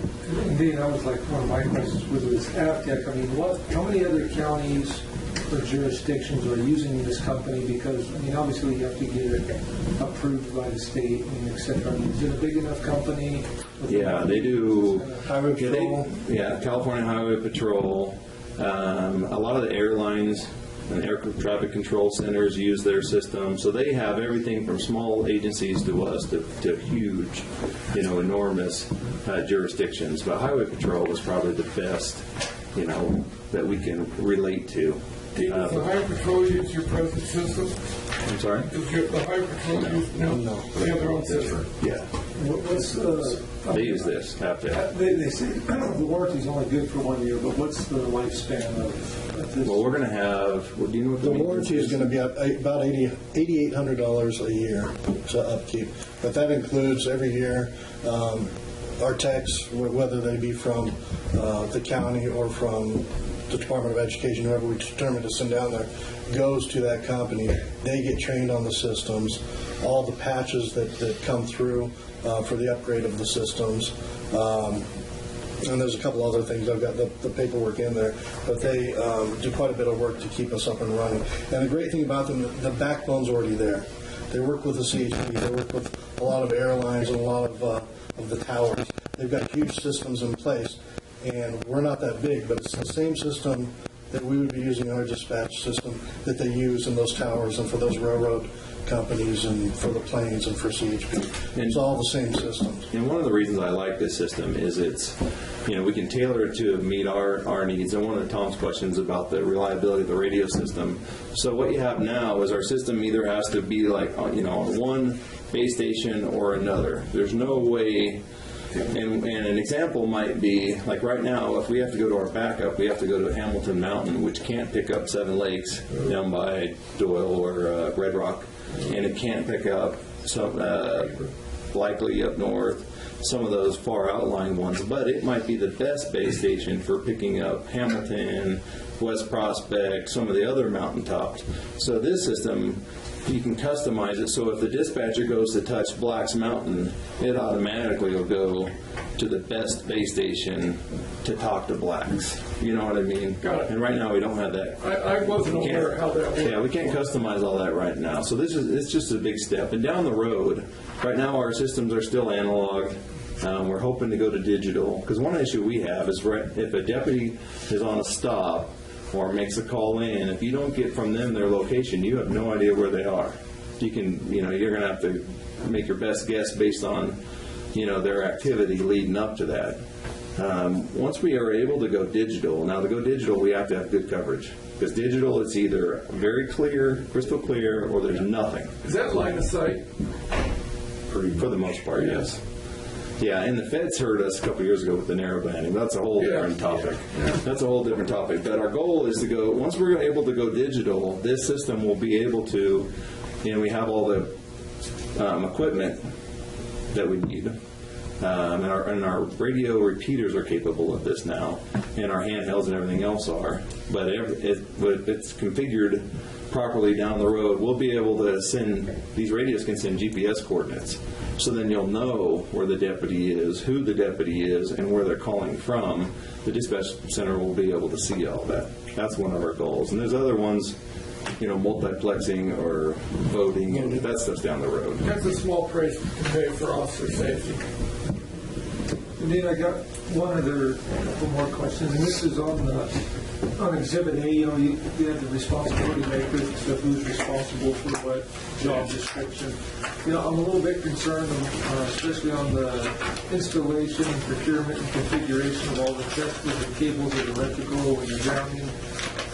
Is that our responsibility, or I think they should have some of that because they know what their system needs, and they should be the one that tests for that to make sure that everything is there.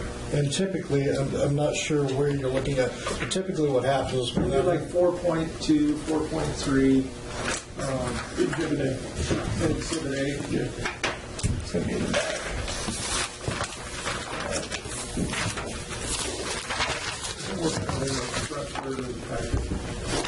It is in the front of the package?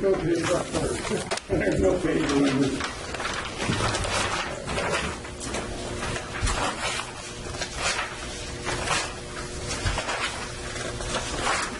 Can you go up there and find the wiring stuff? Wiring and grounding. Wiring and grounding. Put something like this. Yeah.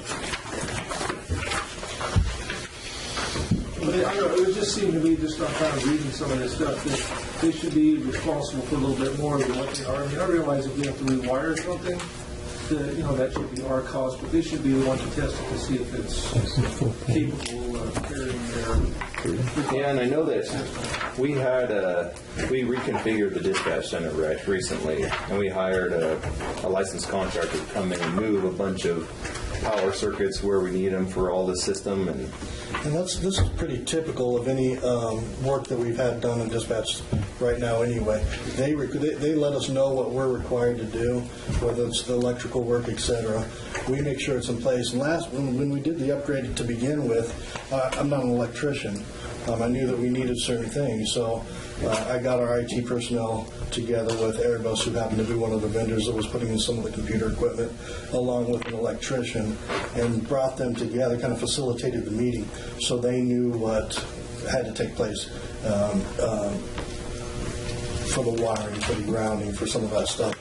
As far as the testing of it, all of the testing of the cutover is done at the end of the project, and we don't sign off on anything until the system works completely. The testing of the wiring cables to make sure they're going to have the power that they need or the capabilities that they'll need for their system. That's what I'm saying, is they should be the one responsible for testing those because they know what their system is going to need. But are we talking about 4.3 in particular? Yeah. The way I read that is that there's got to be a point at which their system takes over for installation. And what they're asking us here is that up until this point, into the building, it's installed and tested to whatever their specifications are so that when it hooks up to their system, it all functions. And that's a fairly standard term where an electric appliance or device installer says, as a function of a contract, look, we're going to put this very sensitive device in, we're going to install it, and we want you to be sure to provide stable, consistent, grounded, clean power to be able to supply that. That's your obligation, county, and our obligation is to install it right and to get it running. That I think is a fairly standard obligation on the part of. I guess what I'm saying is I think the provider of this equipment, they should go up there, get their little light tester or whatever they do to test to make sure, okay, you guys have enough power, this is good, we'll go ahead and hook this up now because it's good. And if it's not good, well then, yes, it needs to go back to the county or the homeowner or whatever to upgrade that to the minimum specifications of whatever the system is that they're going to be providing in there. Make sure it's grounded properly. I'm sure that they will tell us during the course of installation that if we've not provided them with good, consistent, clean, grounded power supply to be able to support the device that they've contracted to install, they're going to let us know.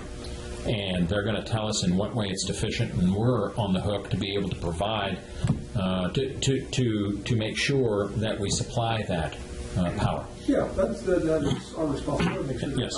But I think they should be the ones testing it instead of.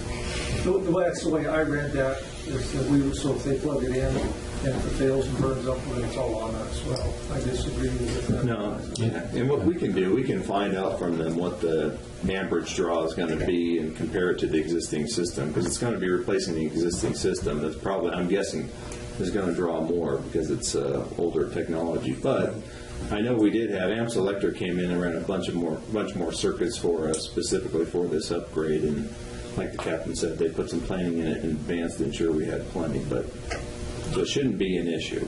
But we can do some follow up with them and just make sure we have enough circuits available.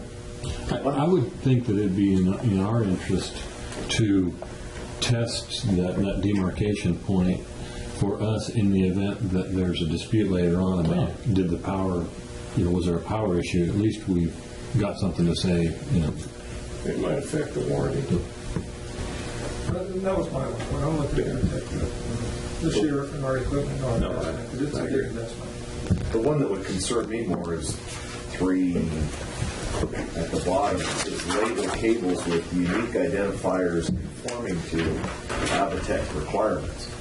So if you have some radio coming from one of the consoles and you don't know exactly how that cable gets there, and they want to know where that is, that might be more tricky than. Yeah, that one would concern me more than any of them. Just the page Especially report. when you're putting 2 systems together, because you don't know what their requirement is in order to migrate those systems together. So that'd be the one that concerned me more than anything else. Yeah. That one, I don't know. So all these sites have to have electricity? Are they solar generated? Sorry, this is in the dispatch center. Right. Okay. The mountaintops themselves, they all have commercial power except for West Prospect, which is solar. Most of them have some kind of power backup, battery, solar, wind power, whatever. But this system is going into the dispatch center, so it has reliable power.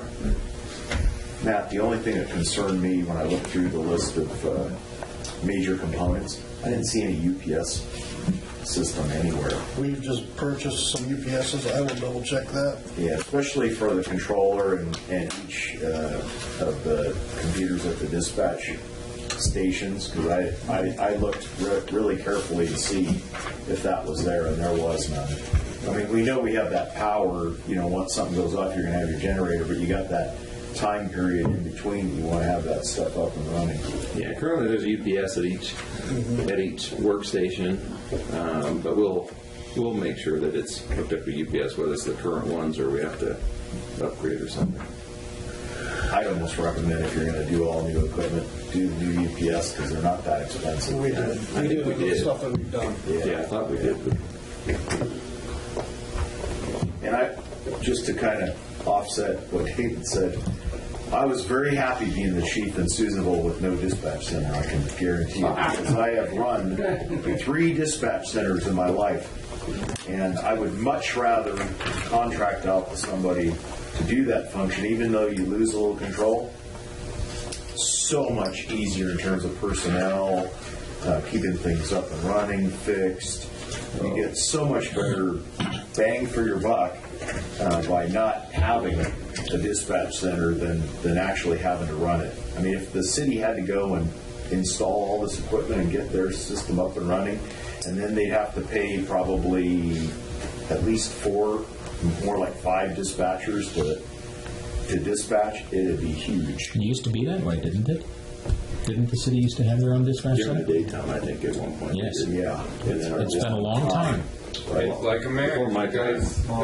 You guys are set in your ways, but I'm telling you, I don't talk to my wife this way. Well, I'm playing the nice part. Wife, you're very nice. I like this arrangement. Let's keep it up. Well, yeah, clearly it's beneficial to both the city and county to have the joint operation, because it would be much more expensive for both of us to do it separate. There's an economy of scale. There is, absolutely. Yeah. Well, that's what I was trying to say. Although, as perhaps Tom pointed out, it didn't come out that way. No, it didn't. There's a lesson there. No, and just the areas we're able to save, the city benefits. Like if our work with the Alliance for Workforce Development, if we get parts of salaries, if we get parts of salaries saved in that dispatch center, they see the same savings that we do. Just as one example, and we don't the contract we have never would accommodate or account for all the time that we spend related to that dispatch center. Especially the last 2 years. But once again, ultimately comes down to officer safety. Yeah, and for everybody. And that's the most critical part of this whole discussion. Well, and the city has to pay in some share, too. There's no doubt of that. So a one-sided marriage is no marriage at all? I don't know. How's your marriage? Delightful, I would say. Did you get that? Good show. Delightful, wonderful. Let's get off the marriage thing. Let's have Maryland call the sheriff because the dispatch needs to be called. So we have an item here for some action. Is there something you want to do or not want to do? What did you react quickly to that?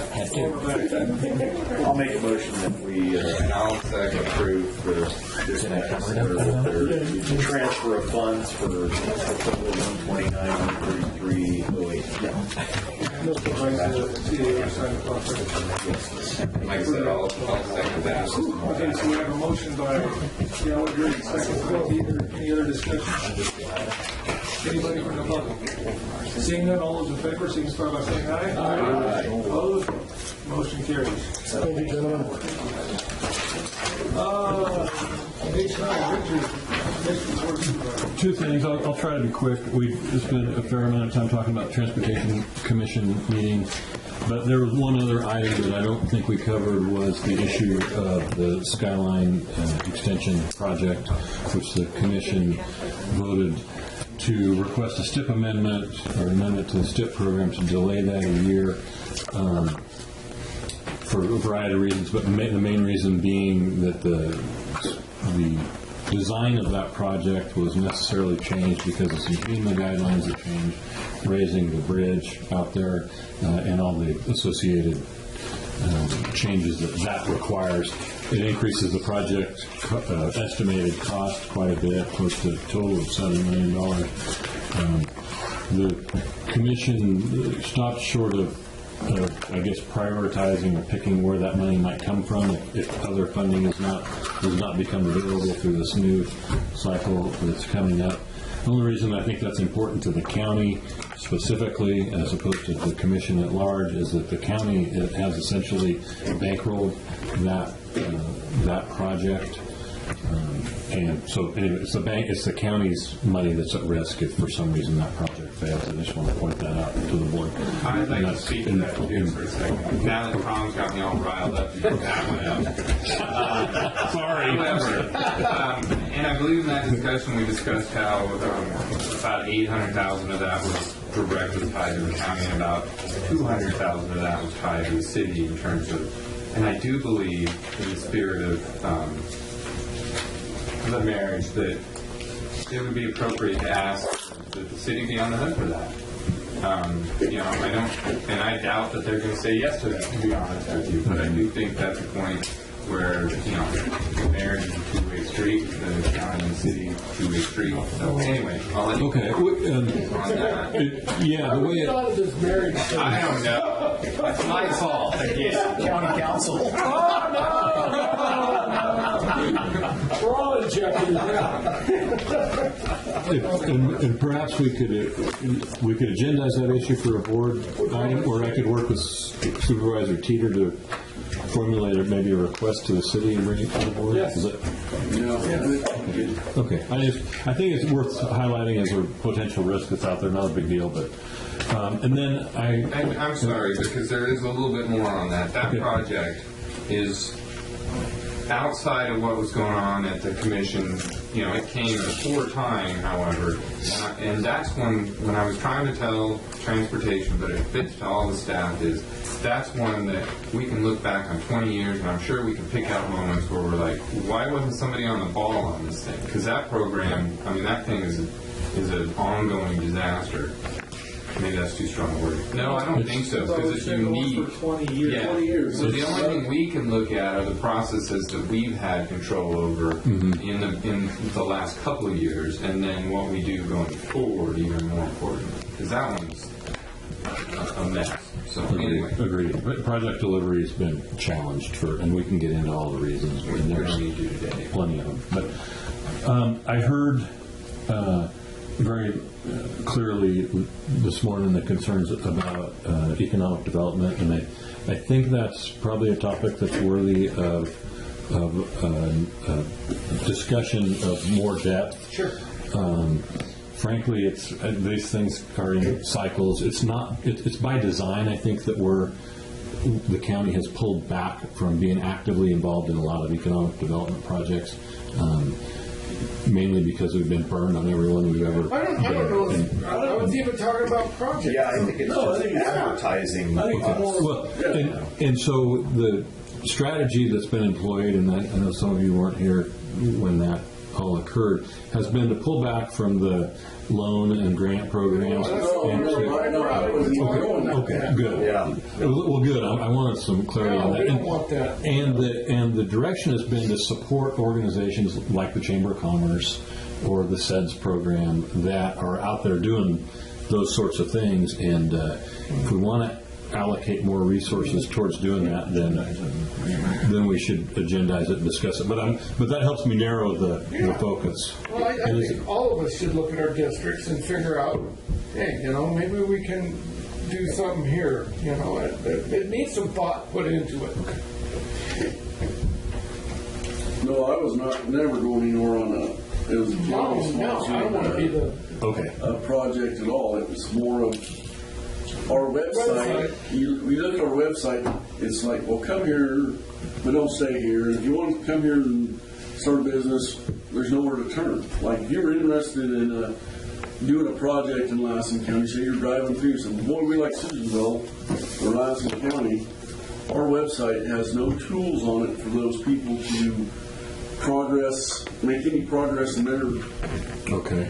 I mean, it's just more joining the 21st century on that issue there. Okay, well, maybe I'll bring an item back. It won't be next week, but maybe in April to discuss it. Yeah, that's fine. I found an article about outdoor recreation activities, and they recommend that it says the National Association of Counties supports the enacted Outdoor Recreation Jobs and Economic Impact Act of 2016, and the effort to measure the outdoor recreation economy contributes to the U.S. economy.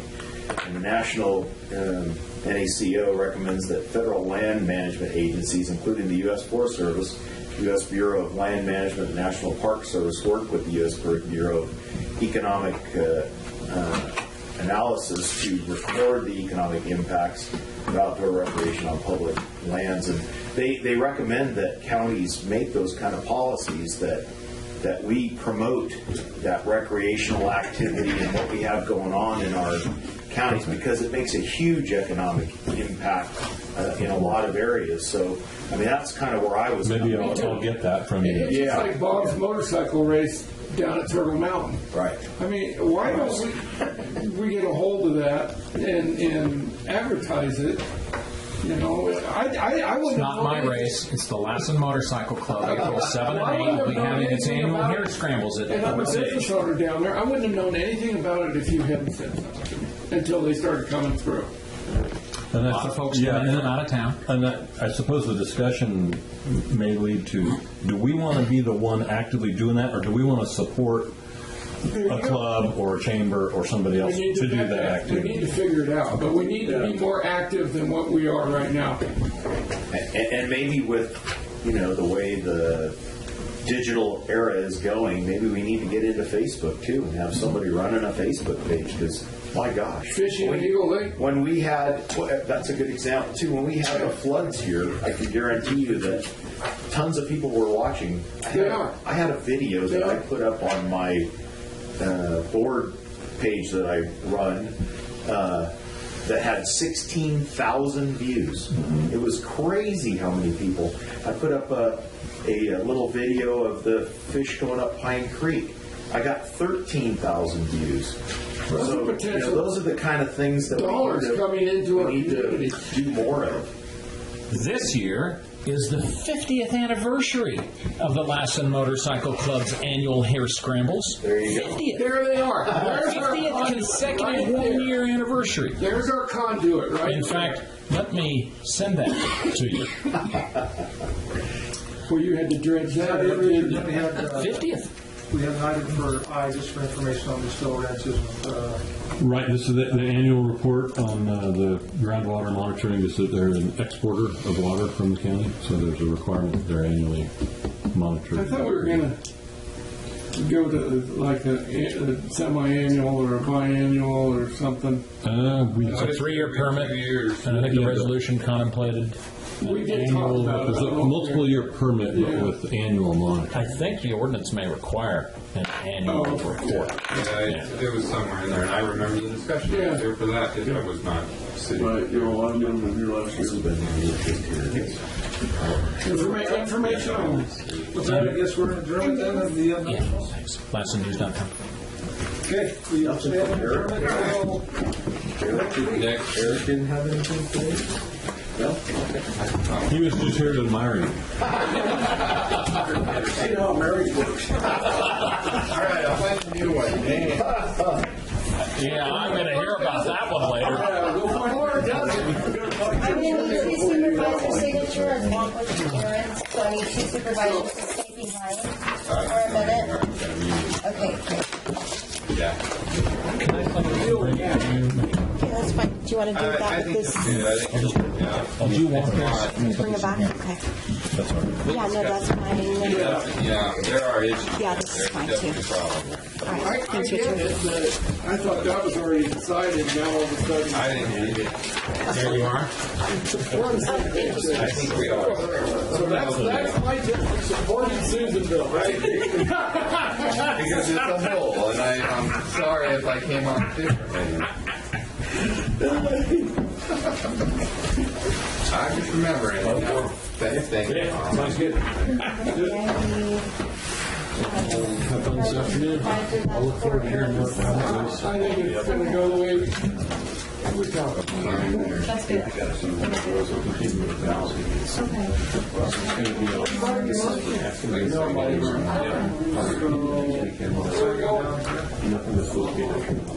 was got a phone call from Patty, and I said you should have this county to SBA to be around and talk to the person at their office space to start helping people.